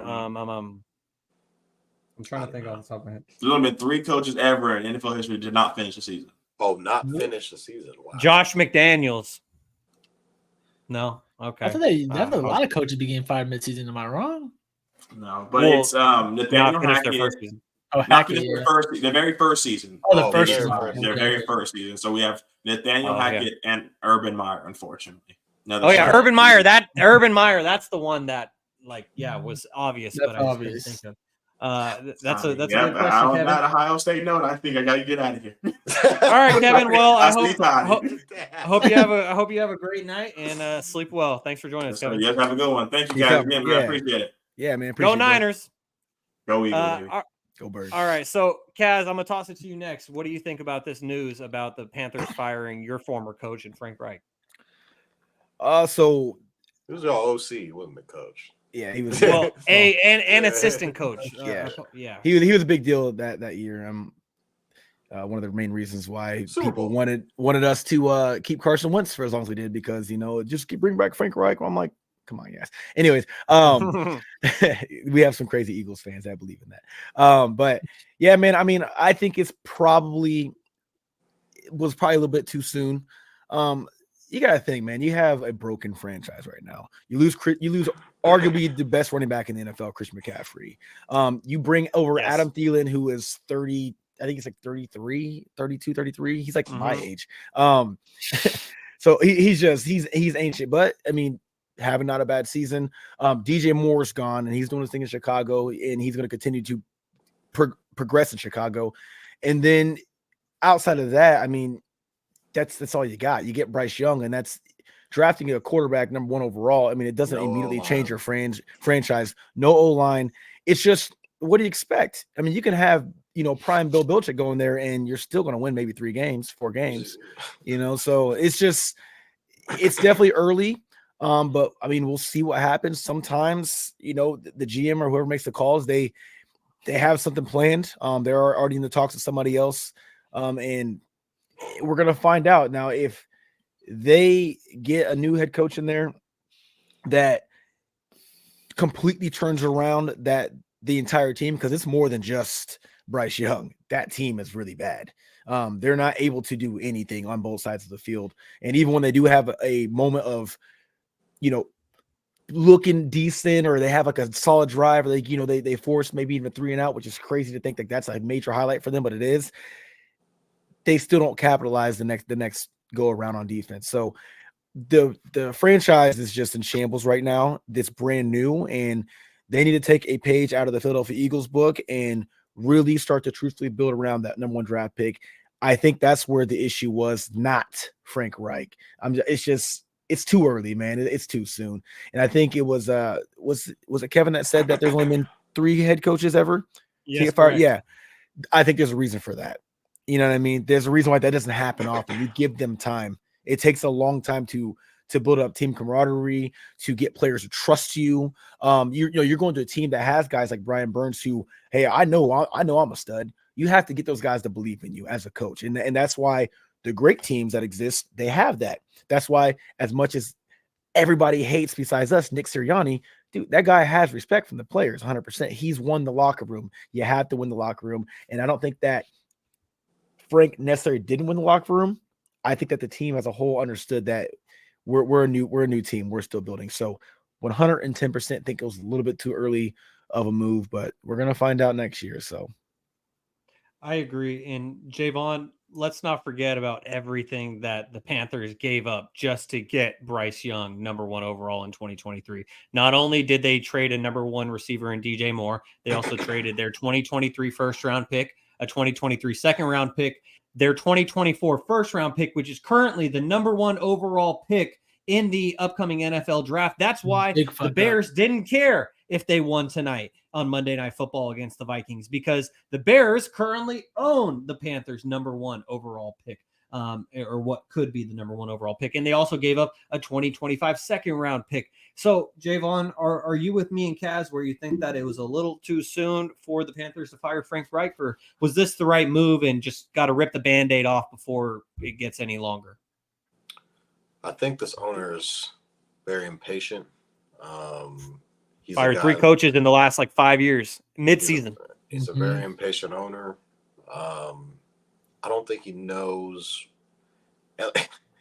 You said 3 head coaches, and you've already went through 3 head coaches already, and they're still in the same exact spot.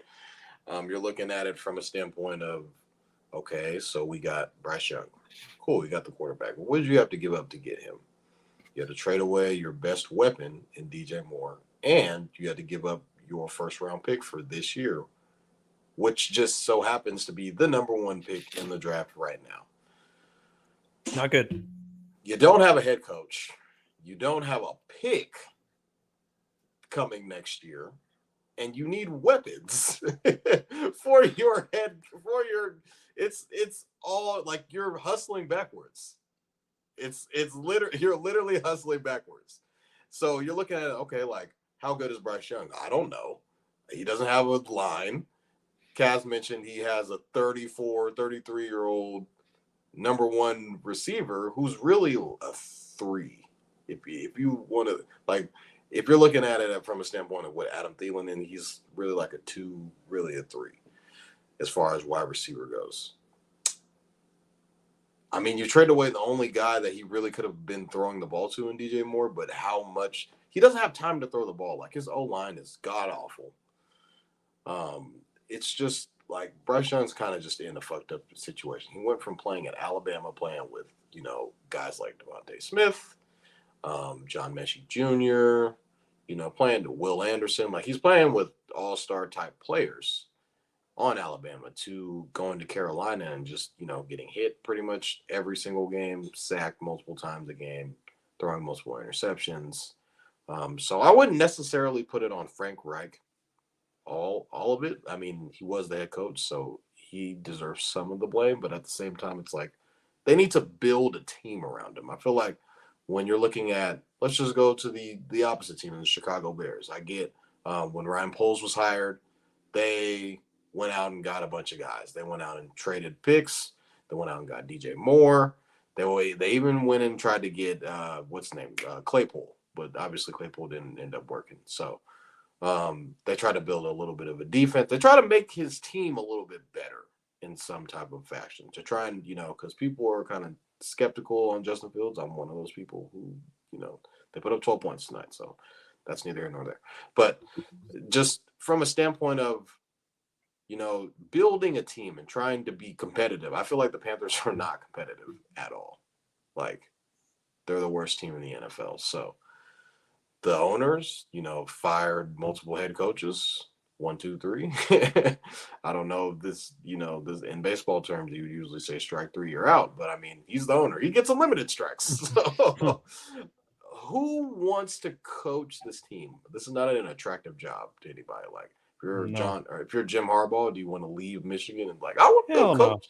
No. I want to go coach the Panthers. No, he'll go to Vegas. Do you get a recycled head coach? I don't think. But you already did that. You did that with Frank Reich. Frank Reich. He just got fired from the Colts. And you're let's come on down, and we'll see where that got. I mean, they did go the college route and get a guy in Matt Rule, and that didn't end up working out, but didn't really give them enough time to kind of, let everything gel. They were in the same position that they are now. So it's kind of who wants to coach this team? I feel like you probably would have to get coach that's probably has been a coordinator, probably a young and up and coming head coach, or a coach that hasn't really gotten a chance to, coach it, be the head coach of an NFL team. But I don't know, man. I don't know who would want to coach this team right now. And given the circumstances and picks that they don't have, it's just usually when people go to a job, you want to have a quarterback in place. You want to have picks, ammo that you can either trade or draft guys. Like, it's not, and you have a good ownership. I feel like the Panthers have literally none of those things. You might have a quarterback, but other than that, it's like, how are they going to be able to build? And I don't see it. Well, Gary, the question that I ask of you all the time is whether or not Kenny Pickett is an NFL quarterback. And so let's spin it to another team. Rather than talking about Frank Reich as much, let's get into Bryce Young. Bryce Young obviously was the number 1 overall pick going into it. Everyone was saying how he was undersized, but his talent would outshine that. And so for you, Gary, is this more so of a Bryce Young problem, or is it an issue with the surrounding players and not having an O-line or enough playmakers around Bryce Young for him to be a successful NFL quarterback? Looking at his stats right now, just to go over them real quick, 1,800 yards basically, 9 TDs, 8 interceptions, 29th in QBR rating. It's not looking good statistical-wise in his rookie year. Bryce Young, we all know he come out of Alabama. He was really highly touted, obviously being the number 1 pick and getting picked over CJ Stroud, which we all know is doing amazing for the Texans right now. And then you guys can mention that could be more because, they picked the right head coach in this situation and they had a couple more weapons, things of that nature. Or you could just say CJ Stroud is better than Bryce Young. I think I'm going to lean towards, just like my guy a little bit, I was giving him, a good till this year, Thanksgiving, a year and a half, and then I fell off on him. I'm going to give, back in the day, they used to give quarterbacks like 2 or 3 years, Now I feel like it's at least you got to give them till a year and a half. So, like, by next year, Thanksgiving, I feel like we should have a clear understanding if Bryce Young is the problem or if he's not the problem. And right now, I'm going to give him the benefit of the doubt that, this team has too much turmoil. Like Von mentioned, Kaz mentioned, or already mentioned previously, that you can go down the list of all the things they did wrong from, basically giving up all their picks and then also firing back-to-back coaches in back-to-back years, picking someone who just got fired from another team, which really didn't look that great for the Colts. So, you kind of, in a sense, for Frank Reich's sake, just real quick, I know Shaun asked about the quarterback, but for his sake, he should just take off a couple of years, whatever, you probably got your money right to a year to go. Oh, his money is real right after leaving Indy and now Carolina. He's got lots and lots of money. Go ahead. Exactly. So I feel like him should just clean his name up, get step back and, just, reevaluate the situation in your career, because the way he ended in both areas, you got to give the blame to him in some sort of way, especially how the Colts are looking like this year. They're looking a little better, look a little more energized without him, especially if, again, going back to one of my favorite shows, Pat McAfee show. There you go, in depth on the Colts all the time, obviously, from being from Indianapolis. And then, you can just tell when they talk, they like him and stuff like that, but it was more leaning towards his being his fault. So you kind of got to lean towards, again, being his fault in the Panthers. But like we mentioned, there's so many things wrong, and like Von mentioned and put it perfectly, they're hustling backwards. Literally, they're hustling backwards. And, and this, I was going to say the NBA, but I kind of thought about actually the NFL is one of those teams, leagues where actually you could flip it around in a year, so you could flip it in a year and a half if you could get a couple right pieces. But the thing is, you got to hit a couple right pieces. You got to get a couple linemen. You got to get a couple weapons. You got to get, a left tackle. You got to get maybe a linebacker or someone who can go to receive safe. Someone, you got to get diverse in certain areas. You don't got to be perfect everywhere. Like you kind of see what the Texans doing. They're good in certain areas. They're not a great team overall, but they're good in certain areas where, when you have a great quarterback, it can work. When you don't have those things, it's really putting your quarterback behind the 8 ball. And just last one, on Bryce Young, I feel like I'm going to give him the benefit of the doubt. I feel like he still has a lot to prove and things that he still could be a great quarterback in this league. But the question, I don't follow college football that much, as you guys know. I'm a novice in that, so I'll lean on you guys to give me the information on these guys coming out. And, I hear what he was coming out like. And, there's obviously factors of other players proving this wrong, but, being small stature, being skinny, getting thrown around, taking hits, This is not a good way to start your career, having no O-line and getting hit left and right. You want to make it good for him and at least have his O-line right so that he can at least try to make something happen on offense if you have nothing else going right and he doesn't get damaged goods like we've seen who was a way different quarterback and way no different, but like Andrew Luck, who gets smashed up in his first couple of years. His talent got them wins, and probably, like a team like this, he would help Volt because he was so great when he was so young. But at some point, those hits, as everyone knows, it's football, man. It's going to catch up to you at some point. It's going to catch up to you, and you got to have I never seen a quarterback throw from the ground. Never seen him throw from the ground all pocket all day. So they got to help him out there in that department to give him a real opportunity to see if they got a guy. They should just do him right by that in some way. And like Von mentioned, the owner got to know patience. Like you got to pick the guy, and they got to build from the ground up. And whoever takes this, good luck to you, because you're not in a good situation. You're basically, I don't know what they're going to do, because this is a horrible situation. If I'm a coach, I don't know if I want to come here. Like you mentioned, all those coaches, I don't want to come here. Y'all just fired back-to-back coaches, back-to-back years. Y'all feel like you guys didn't pick the right guy, too. So that's going around the whole stench around the whole Carolina, too. You know what I'm saying? So there's a lot of problems here in Carolina. So I don't know what they could do. They're stuck in water and deep mud right now. Let's see. If I were Frank Reich, I would retire and live comfortably for the rest of my life because, as we alluded to earlier, because the Colts just recently fired him and they still owe him $36 million through 2026. And now the Panthers have fired him in year one of his 4-year guaranteed contract. They owe him about $30 million.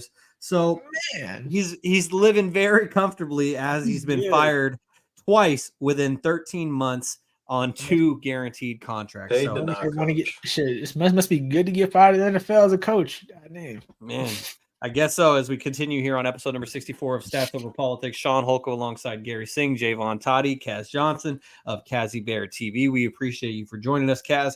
We're just going to go real quickly through the rest of Week 12 in the NFL. Then we're going to go to Vonny's hotline and get out of here. So the first game that we wanted to talk about that we haven't already, Kaz, is that the Dolphins defeated the Jets 34-13 on Black Friday. Yeah, just expected. Not really much to say about that game. The Jets are going to continue to play bad because they don't have a quarterback. Zach Wilson, he probably should have been the starter. I mean, there's no reason to switch, changing things up like they're trying to do. It's irrelevant. It's not good. The outcome's going to be the same. It's the same thing they're doing in New England right now. It's like, what's the point? Just have somebody be your starter and just finish out the season to your best potential. Then wherever you end up is where you end up. Very expected. And I can honestly say that I'm surprised it wasn't worse than that. I'm very surprised. So. Jaevon, the Jaguars defeated the Texans 24-21 as the other Josh Allen had quite an impact. This was a heartbreaker for me because I had Texans on a parlay. And so we had Texans, we had the Titans, Eagles, Ravens. I think that was it. And the Doinker, as I like to call it, from 56, and he doinked it. I feel like the highlight of this game was the baby boy celebration from CJ Stroud and the whole offensive line. A lot of people kind of went over everyone's head on, oh, what did he do? And if you've seen the movie Baby Boy, it was pretty much the reenactment of Jody going in the line and punching the guy that took his bike. I am people. Shaun is people. So go watch Baby Boy whenever you get a chance. But CJ balled out, threw for over 300 yards in this game. I thought he was the better quarterback. I think the Texans kind of got robbed in a bunch of third down conversions that were pass interference calls. That kind of was the difference in this game. They gave the Jags multiple chances in the red zone to score pretty much, and that ended up costing them. I thought CJ Stroud at the end of this game took a couple of bad sacks. I think took like 2 bad sacks on that final drive that kind of pushed them like a little bit out of field goal range to where the kicker was forced to kick like a 59-yarder, and that was like his career high. And he's a backup kicker anyway at that. So that was probably the craziest game of the weekend besides the Eagles-Bills game. Yeah, for sure. And so, Garry, the Colts defeated the Buccaneers 27-20. Not gonna lie, I didn't watch too much of this game. It was a red zone game coming in and out. It's about time of the year, Shaun, where some teams you just don't watch because it ain't going nowhere. And this is one of the squads I wasn't really watching, but just to catch the highlights real quick, man, they was going neck and neck, and the Colts kind of had the ball last and did their thing at the very end right there. So again, the Colts are kind of exactly saying Minshew. I don't really think he's the future, so it's kind of like they kind of need more of a direction too, but it's good that they're getting wins in their way. Jonathan Taylor happy, he got 2 touchdowns for himself, so that's good. They got him back and him in the fold because he's getting whoever when their Colts guy gets healthy again. I'm forgetting his name right now. I forget he got injured at the beginning of the year. The Colts Anthony Richardson. Yeah. Well, as soon as he gets back healthy, maybe they can get that combo going again. So building good habits for the Colts is good right now. And obviously Tampa and Baker Mayfield, Von's guy is Mayfield. Hey man, he's doing some good things. Just not good. He's just good. He's not great. Barely touching good. And Mike Evans is making him look really good this year too, and the offense they have. So you got to give him credit for not, throwing his games away and just not being a total shit show. He's looking like a leader out there and things of that nature. So I'm glad to see him a little bit on the positive route. Got this team where they're at a little bit, just fighting for their lives. So, but again, both of these franchises need a lot of changes, wholesale changes if they want to get back in the mix. Kaz, the NFC South is completely up in the air as the Falcons defeated the Saints 24-15. Yeah, kind of sound like a Falcons hater all season long. I do not believe in that team at all. Neither do I. I mean, you don't know how to use Drake London. You don't know how to use Kyle Pitts. You still aren't even using Bijan the correct way, if you ask me. They make absolutely no sense.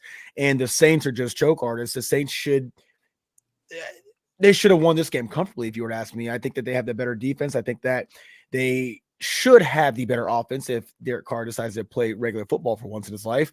But yeah, that game was a shocker for me. I thought the Saints had that one. I thought this was going to be the time of the year, like I mentioned before, that, we're going to start to see the teams that are actually better win these games. And that was a very winnable game for New Orleans. And the only thing I had to say about the game is Atlanta, surprisingly, for whatever reason, they've just played very well at home this year. They haven't lost much at home. And that was my only reason I had them kind of battling, but just a shocker. I think that the Saints are just choke artists. As simple as that. And the Atlanta Falcons, they just have just enough to be a team like the Saints, a team like the Titans, a team like the Colts, that are just those mid-tier teams that, it's when you look at it on paper, it's like it's a coin toss, and that's what this game was. And I was just very shocked that New Orleans could not find a way to take down a very vulnerable and a very bad, from my perspective, Falcons team. So shocker, but the Falcons continue to find ways to stay within a playoff race.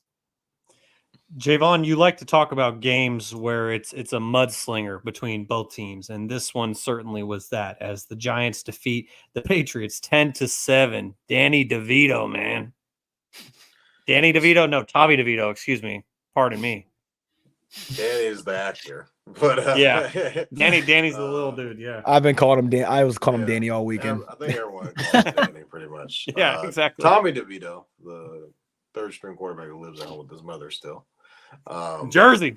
He's been slinging it a little bit. I mean, if you kind of look at the highlights, this was just if you bet the under on this game, this was basically free money. There weren't really very many points scored. The kicker that Bill Belichick drafted in the 3rd or 4th round this past year ends up shanking the game-tying field goal, and it's pure Bill Belichick fashion.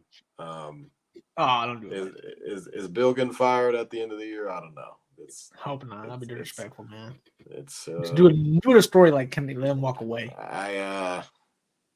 Yeah. Patriots don't look too good. They need a whole lot of everything. They need skill positions. They need a quarterback. Rex Ryan did it too, man. Zappy's throwing it into triple coverage. This was a barn burner. Yeah. Yeah, it was a barn burner in the worst of ways. So Garry, the Titans, they defeated the Panthers 17-10 in what was ultimately Frank Reich's last game as the head coach. Like we discussed, the Panthers is just mediocrity, just end of the league, messing up in every which way. And that's when Mike Vrabel walks in and said, all right, you want to give me a dub? I'm a good coach and solid coach who makes sure my team comes out no matter which week it is and fights to the end of it. They're 4-7. They're 4-1 at home. That's like good sleeping little stat. Like they take care of home, which are good coaches preach to their teams. I'm just looking at their schedule because obviously Titans have been on the really of a big topic of discussion this year with their quarterback play and just, Derrick Henry not being himself, just, getting older and things of that nature. Still can do big things. Hopefully he can get traded, to be honest with you, to a contender like CMC did, towards the end, and he can be, help a quarterback out because I feel like he's still got a lot of his body's still in great shape. So I feel like, so even though the running backs mark in the theory of that always, they don't like old running backs, but hey, if someone could do it, it's him because he's always been King Henry in terms of he's just been a beast and animal on the field, especially the athlete he is. But look at a lot of these games, man. They lost 2 OT games. They just know 1 OT game. They just been like, they haven't been getting killed as much this year other than versus Jacksonville. Every other game I'm looking here and against Cincinnati, pretty much every game's been really close to the neck. So that's the Titans for you, man. They're going to keep trying. They're going to keep fighting. They still haven't figured out their quarterback just yet. I don't know if I believe in their guy. I think Will Levis and him just yet. So I don't know. They got some wholesale changes to make there too. I don't really know what the identity is anymore. I think they had to lean away from Derrick Henry being the identity and trying to find something new where he's more the complementary piece and not just the engine no more. So I think Mike Vrabel should be able to do that, and he's again put a great performance on as a coach because this team should not be winning or being in these games as much as they are. So, and being 4-1 at home and 4-7 overall is pretty tip of the cap, if you ask me, for where I thought this team was going to be in the beginning of the year. Kaz, the Broncos won their 5th game in a row with a 29-12 win against the Browns. Yeah. Russ is him. That's what I'm going to say. Russ is him. Now wait. Back to old Russ, Hall of Famer Russ. Let's ride. Here's what I'll say. Look at this. Look at the stats. This season, there's a lot of bad quarterback play this season. I'm not gonna lie. There is. I mean, with the injuries of a lot of quarterbacks, a ton of backups, coming in and having to take the reins. Russ is actually looking like one of the more top tier quarterbacks as of right now. Me and a friend of mine have been talking about this week in, week out. He's like, man, keep an eye on Russ. Keep an eye on Russ. He's like, I get it. It's the Broncos. I'm like, bro, are you serious right now? I'm not going to keep an eye on Russ. Then I look at their record. And I look at them. I'm like, bro, look at who they beat. They're finding ways to beat some really good teams. And then this happened. And I actually picked I think I picked the Browns to win this one. Yeah, I did actually. I thought the defense was going to step. Yeah, I think I thought their defense was going to do what their defense has done well all season long, and this will be the game that I can finally get the last laugh on my Russell Wilson hate, and I did. And I'm here to tell you right now, the Broncos are one of those teams. Watch out. Don't let them trip and fall in the playoffs because they might end up doing something weird like I mentioned about the Steelers earlier. I could totally see it. Russell Wilson isn't the old Russ yet, but he's far from the Russ that we had last season, far from it. And if that team gets a little bit of momentum and keeps it going in the way that they have, I mean, they have the momentum. Look, they beat the Chiefs. They've beaten good teams. They've beaten some of the top teams in the league. It's like, who's to say Denver's not really a good, solid team just because they're in a really tough division and they have Russell Wilson at quarterback. So I would say that game, I mean, the opposite happened, and the opposite should have happened of what I thought, and that was the Denver Broncos handling business and looking like a solid team. The Broncos are a solid team. I think that Russ and who's their head coach? It's Sean Payton. Yeah, I think they're starting to click a little bit, and that offense is going to continue to roll. So watch out for the Denver Broncos and just be on the lookout for Russ to continue to do his thing, man. I'm really liking the Broncos right now. I'm swallowing all those hateful words I've said early on in the season. So Broncos country, baby. We had a -1. The Broncos are not only rolling right now, they're riding, and I'm happy for my family out there in Broncos country. So good for them. Jaevon, in our division being the NFC West, this one was a little bit of a shocker for me. Not so much the overall outcome of it, or not so much the victor, but the overall score of this game as the Rams defeated the Cardinals 37-14. And let's not forget, Kyler Murray is back. Yeah, there was like a crazy stat that Shaun McVay is like undefeated against the spread against the Cardinals in all time. So I could be wrong on that, but this game, I was kind of shocked just because of the fact that I took the Cardinals plus 2.5. But the Rams kind of they ran the ball pretty much down their throat. Kyron Williams was pretty much doing whatever he wanted. This D line was getting no push on the offensive line of the Rams, and that kind of opened up the pass game for guys like Puka Nacua and Cooper Kupp and Tyler Higbee. So Matthew Stafford was slinging the ball around pretty much the entire afternoon, and the Cardinals didn't really have an answer. So Rams dog walked the Cardinals. Garry, the Raiders started out with a 14-0 lead against the Chiefs, and then the Chiefs proceeded to outscore them 31-3 en route to a 31-17 victory. During this time, I was playing basketball with some Raider fans. It was so funny. We went to go take a break real quick. They're like, what's the score? 14-0. We're winning by 4. Oh, shit. I was like, what quarter is it? Oh, second. I was like, oh, don't worry. Y'all gonna do Raider shit, and it's gonna be right back where it needs to belong. And boom. By the time we got done playing basketball, look at the score. They're come back, they're winning, and it's all Chiefs all the way. I know Kaz said earlier he ain't got no one to worry about, and I mentioned the Chiefs. And Kaz, just to let you know too, man, I got the Chiefs going back to back. That was my prediction at the beginning of the year. I got the baby goat. I'm riding with them again. I know you guys beat them last week, and it was looking real lovely. But hey, man, 31 points, Von. 31 points. Are they back? I don't know. You know what? This team just reminds me of there's those good teams that you can say Patriots, you can go any basketball team back in there with Shaq and Kobe, whatever you want to say. That the regular season, they're gonna get their wins, they're gonna beat the teams they're supposed to beat, they're gonna be in some nail biters, some good teams are gonna beat them. But when clutch time is calling, Andy Reid is ready. When they're down 14-0, they started calling some plays like they need back in the day type of plays where they need some offense to get going, and they started doing that. So I feel like they just got that playbook in that offensive mind with Patrick Mahomes. They know what weapons they got. They know they got the most drops. They know what they have. They're like that chef cook. They know the ingredients they got in that one show. They give you all the bad ingredients, but they still know how to cook it up at the very end and still win the show. So that's what this Chiefs team is doing. They know who they're playing. They're just counting down to a playoff time, get that number 1 seed, get that bye, 2 games at home, and in Chiefs. And if they do got to do a new route and go face the Ravens in their house, something like that, at any team or any player that you don't bet against, it's Mr. Patrick Mahomes. So I know everyone wants to count him out because their offense, quote unquote, is done. It's not it, but until I see Patrick Mahomes get slayed by anyone else, he's going to be king of the mountaintop to me. And speaking of the Ravens, they defeated the Chargers on Sunday Night Football 20-10, Kaz. Yep. First and foremost, I want to say I absolutely hate the Los Angeles Chargers this season.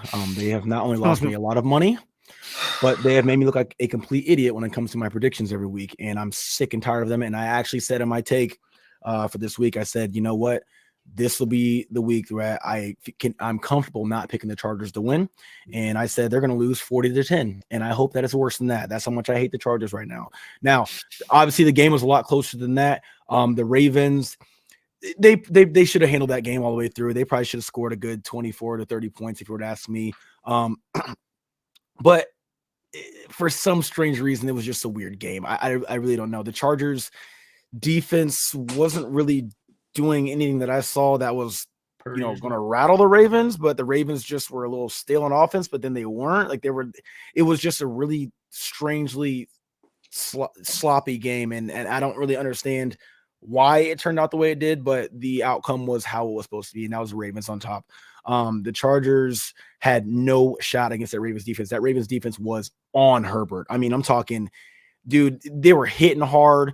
Receivers, I mean, they were getting suffocated. The Chargers score made sense. The Ravens score did not make any sense. So I think the Ravens just had kind of a sloppy game offensively for themselves, and they played very conservative. And I think it was a game that they knew early on, hey, look, we got this. Look at our defense. If you guys watch that game, you guys know what I was talking about. That defense they were wreaking havoc. The first play of the game, or one of the first drives, Justin Herbert ran out of bounds and just gets smacked.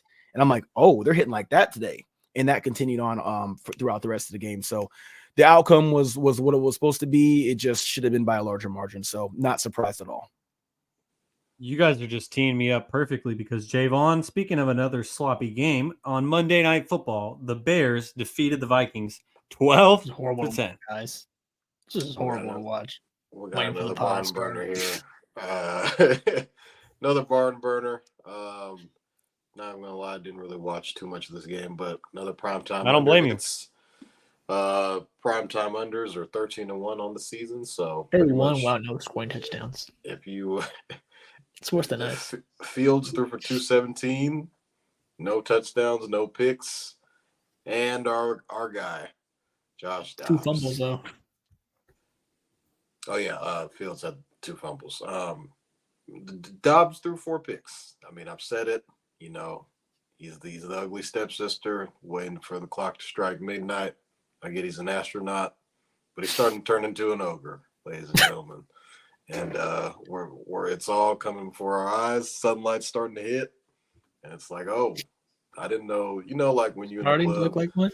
yeah, when you're in the club and you're with that one girl in the club, and then the lights come on, you're like, oh, that's Josh Dobbs right now. So all respect to him, you know, but he was a backup for a reason. People were, you know, you see Garry was saying Pittsburgh fans, he was on our roster for all this time and he's doing this, and well, he threw 4 picks tonight in prime time. So congrats to the Bears, I guess. A lot of people were on the Vikings. I know I've had the Vikings in this game. I didn't bet it, but I mean, a lot of people were betting the Vikings in this game. So Vegas won tonight. Yeah, and the Bears, they won their first game since 1993 without scoring a touchdown. 30 years it's been, but the Bears get a win on Monday Night Football. So congrats to them. Kaz, I know it's getting late out there in the Midwest for you, so we appreciate you for joining us. And until next time, go Niners. Yeah, man, go Birds, man. Fly goes fly. Appreciate you guys for having me, man. It's always a blessing. And again, anytime, just reach out, and I'd love to hop back in here and talk some good balls. So might be next week.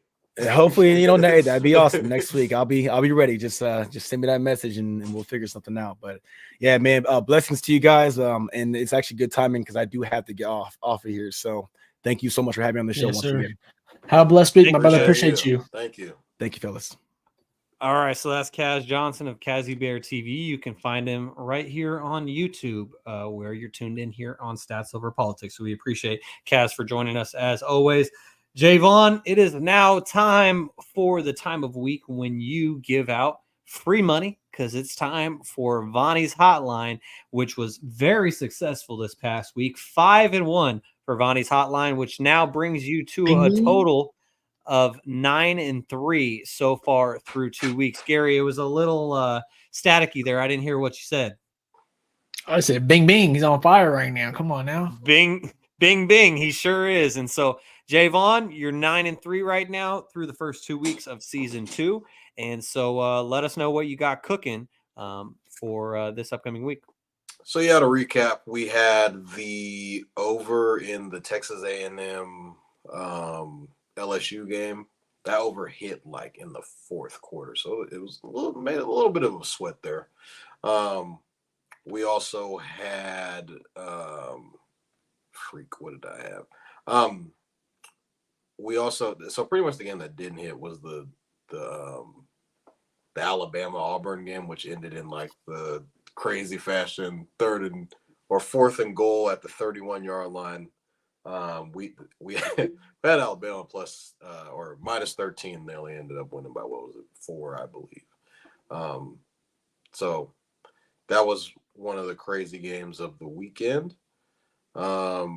We had the Broncos country -1. That was something we sniped out.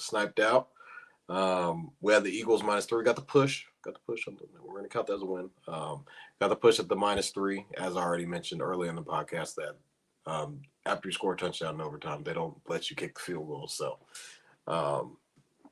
we got the push there. It was just a sensational weekend. You know, can't really be too mad about it. Happy that you guys are tailing the picks, and you guys are, you know, fans of winning money, and you gotta be you got to be can't ask for much more than that. And then we had the Ravens -3 also. And the Ravens, Zay Flowers at the end, that touchdown really really helped us out a little bit. A lot of gamblers were very, very excited that, Zay Flowers decided to run one in, and I saved the best for last, baby. Old Michigan, -3.5. Now, Shaun looked at me a little crazy, kind of gave me the rock side eye. You were right. You were right. And, Ryan Day's coming in. They don't have their head coach. And JJ fraud. And old Tough Michigan weekend. for the third year in a row. Michigan, that might have been the lock of the weekend there. Nothing but pain. Now does Michigan or Ohio State's kind of waiting in the weeds on championship weekend? You need a lot of shit to go on to kind of see if they're able to score a playoff berth, but I do not think that's probably going to happen. But it was a good season, right? Good season. Don't know if Ryan Day is keeping his job, but a lot of people call it. Yes, he is. There's some Buckeye fans out there calling for Ryan Day's head, and I'm like, hey, if you kind of look at the rest of the schedule, he's like undefeated except against like Ohio State and Georgia. Can I just say one quick thing about that? Because like my friend Keith, who's a Michigan fan, he was texting me nonstop this past weekend. It is what it is. Ohio State lost. I had to take the humble pie. But the thing that Keith and so many other people were saying, including many fans in Ohio, is Ryan Day needs to be gone. Like, get him out of here because he's lost 3 games in a row. The grass ain't always greener. But let's not forget that if Ohio State's kicker does his job in the semifinals last year and doesn't just completely shank the kick, like if it's relatively close, then Ohio State wins that game. They defeat the reigning national champions and they prevent a repeat. And then they go on and beat the Horned Frogs, something that Michigan failed to do in the college football playoff. And CJ Stroud's a national champion. Ryan Day's a national champion. All if, I know, big 2-letter word, if the kicker doesn't shank the field goal. And so revisionist history, man, revisionist history, I just hate it because, like, let's give Ryan Day his credit. If we're going to hate on him, then we got to give him credit where it's due, and let's recognize what actually happened. Yeah, we want to be short-sighted and just say, oh, it was a semifinals loss, but let's actually be aware of what could have and probably should have happened. Ryan Day, in my opinion, as an Ohio State fan, he gets one more full year before you even question if he should be on the hot seat. They lose to Michigan next year for a 4th year in a row. Oh, well, how many times in a row did Jim Harbaugh lose to Ohio State without having his job questioned? 5 times. 5 years in a row. So Michigan was kind of in the dumpster before, Jim Harbaugh took over. And then Ryan Day inherited he started on third base. I know. Yeah. Anyways, I just had to get that off my chest because we ran out of time for a college football segment today. So while Toddy was touching up on that, I had to get it off my chest. But Toddy, you went 5-1 last week with your picks. So let's hear what you got cooking for this week. All righty. So tomorrow is the ACC versus SEC college basketball challenge that they usually do every year. So we got the Kentucky Wildcats against the Miami Hurricanes. Now, Miami, they're a team that can get real hot. They can get real hot from shooting the ball. If they're shooting the ball well, pretty much nobody can beat them. But I feel like the team that can be able to neutralize them is the Kentucky Wildcats. We're going with Kentucky -5.5 here. I think Rob Dillingham's going to be a problem for them. He's going to be able to score the basketball in every which way possible. Another guy that was kind of an X factor for them is Reed Shepherd, the guard for Kentucky, who's been a problem this year. I think he's averaging 16 or 17 points a game. I'm not too sure about that. But I do believe that this backcourt is going to be able to get it done for Kentucky. So we're going to go with Kentucky -5.5. The Kings. Ooh. Kings are playing against the Golden State Warriors tomorrow in Golden. James says it's going to be. This game's going to have playoff atmosphere vibes just based off of always all of the theatrics. This is the in-season tournament. Is the court going to get done? In-season tournament. You got Draymond coming back. It's going to be a show. and the way that De'Aaron Fox has been playing has been on another level. I already mentioned it on Friday, kind of a little bit on how well he's been playing, and the next game that you guys were saying, oh, it's against Golden State. I was like, what? And then Shaun was like, yeah, Draymond Green's coming back. I was like, there's no way the Kings lose this game. Similar to, it's kind of giving me the same vibes on when you guys played them in the playoffs, game 1, and it was like the first game in first playoff game in Golden One history, and it was like the first game, to kind of to break the drought. And I was like, oh, there's no way that they lose. So I'm kind of getting that similar vibe. So love the Kings -2.5 here.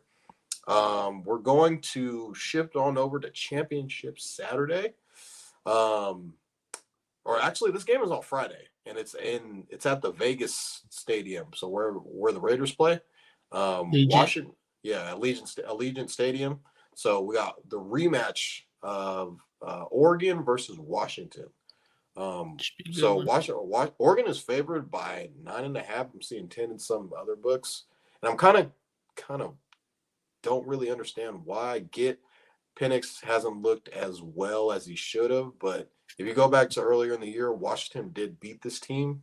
I get the game was at Washington. There was a little bit of rain there. And pretty much ever since then, Oregon has pretty much dominated anybody that they've played ever since the Washington game. I do think Oregon probably ends up winning this game, but I don't see them beating Washington by 10 points in this game. I think it's going to be a fairly close game like the game that we saw before. I think Washington's going to still be able to move the ball as they proved earlier in the year. I think Rome Odunze is a first round wide receiver. I think it's going to be a problem for this Oregon defense, and I think Washington's going to be able to cover the spread. But I do see Oregon winning this game. The game of the weekend, just the game of the week or the game of whatever you want to say, sports, period, for the entire week is Alabama versus Georgia. Everyone knows how, I don't know if it's considered a rivalry or it's like they don't play each other every year, but it's like when they play each other, it's always big dogs. It's always in the playoffs, or it's in the SEC championship game, or it's in the national championship game. Obviously, we know Kirby Smart was a part of this Alabama staff long ago before he took the job at Georgia. And yeah, man, this is pretty much a win. It's a win you get in pretty much. If Alabama wins this game, I think they'll be able to cement themselves into the playoff. But I think it's going to be very, very close. Alabama +6 is my pick. That's kind of where I'm at right now. I think Georgia is going to figure out a way to crawl their way into a victory. I feel like they kind of fell asleep at the wheel against Georgia Tech this weekend, a game they were favored by 25 points. A lot of people were kind of thinking that they were going to, pretty much bulldoze them, but I feel like they were kind of looking ahead to this game a little bit and seeing, Alabama's a team that, albeit they did lose at home to Texas this year, but I feel like ever since then, Alabama's pretty much found their stride in their offense and kind of been able to, make things happen now, albeit Jalen Milroe hasn't really been consistent in the passing game, but he's figured out ways to, be able to get guys the ball and figure out how to put the ball in the end zone.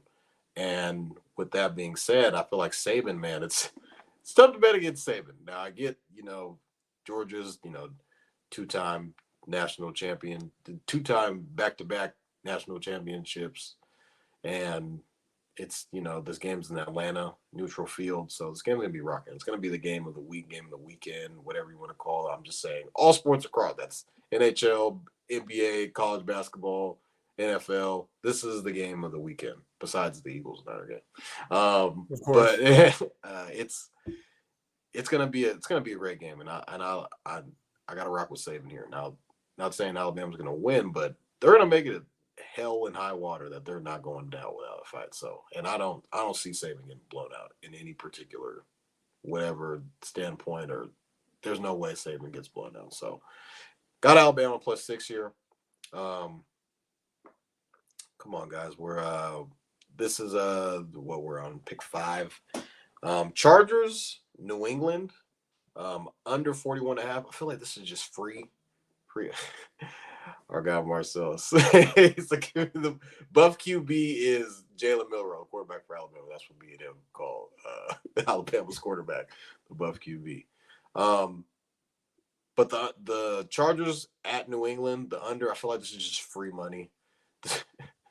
Bro, New England put up 7 points last week. They put up 7 points, and the Chargers put up 10. They're awful. They are awful. It's just there's no way. The Zap Man. Like, if anybody's putting up points in this game, I feel like it's going to be the Chargers, and the Chargers could put up freaking 35 points and shut out. We've seen that early. We've seen that early in the year with the Saints shutting out New England at home, which is pretty weird, and them not being able to put up points. So I don't think New England's going to be able to hold their end of the bargain as far as the scoring goes. And I feel like the Chargers will probably put up it'll probably be like 24-7 is what my prediction of this game will be. I don't see the overhitting this game at all, just because I don't trust New England. Bailey Zappi, he's gonna come in and throw. Come on, man. I don't Mac trust Jones, that man. Come on, Mac Jones. Like, I don't see it. So McCorkle? Give me the under at 41.5. So basically 42 points is what the line is for this game. Last game on here, man. Gotta rock with my Niners. Got to rock with my Niners here. -3. Seeing 2.5 here. Seeing 3 in some other places. Give me the Niners -3 at plus odds, at even odds, pretty much. I'm just confident in this team. Pretty much saw why are they favored? Vegas knows something. Give me the old J. Cole meme. Who told you that? why are the Niners favored on the road in the link, the place that Kev calls, Brock Purdy's going to see the boogeyman, this, that, and the third, and Kaz is saying, he's not worried about Nick Bosa, he's not worried about Chase Young, and I'm like, well, I think Vegas is worried a little bit, so I think it's going to my prediction was 34-24, so I think the Niners won by 10, and I feel like they cover the spread. I feel like the Eagles are coming off an emotional win, overtime game, extra innings, as Shaun shows the J. Cole "Who Told You That" meme, GIF, as you want to call it, from the Nardwuar interview. But I just feel like this is a very emotional game. They played an extra in overtime. They're trying to come down a little bit. I feel like the Niners catch them in a revenge game. A lot has been on our minds. Our being 49er fans, 49er players, they all remember pretty much what happened and how dirty they kind of did and kind of ended up getting screwed on the first play of the game. Not really having a chance, as Shaun said earlier in the podcast. Everyone's healthy. We're ready to go. Can't wait. Give me the Niners -3. All right. So there you go. That's Vonny's hotline, which went 4-2 in the first week, 5-1 in the second week. He is hitting on more than 50% of his picks every single time. It must be the money, because Jaevon has been rolling.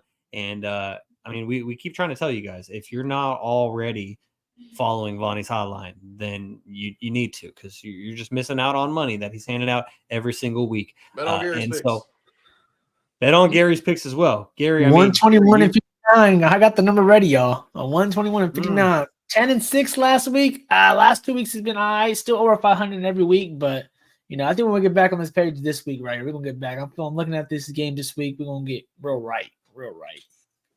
All right, Gary's gonna keep rolling in our Stats Over Politics pick'em. Make sure to check that out on Instagram and X as well to see our picks every single Sunday. So that's going to do it for episode number 64. Make sure to give us a like on YouTube. It really helps us a lot. And if you enjoy the show, hit subscribe to get notifications when we go live.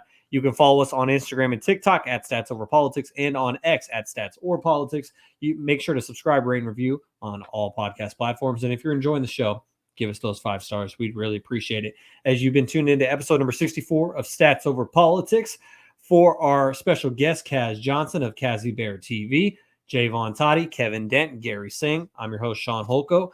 Thank you for tuning in, and we'll catch you next. Jaevon, you guys going to be back on Friday? Friday. All right. NBA pod. We'll be back on Friday for another episode of Stats Over Politics. Peace.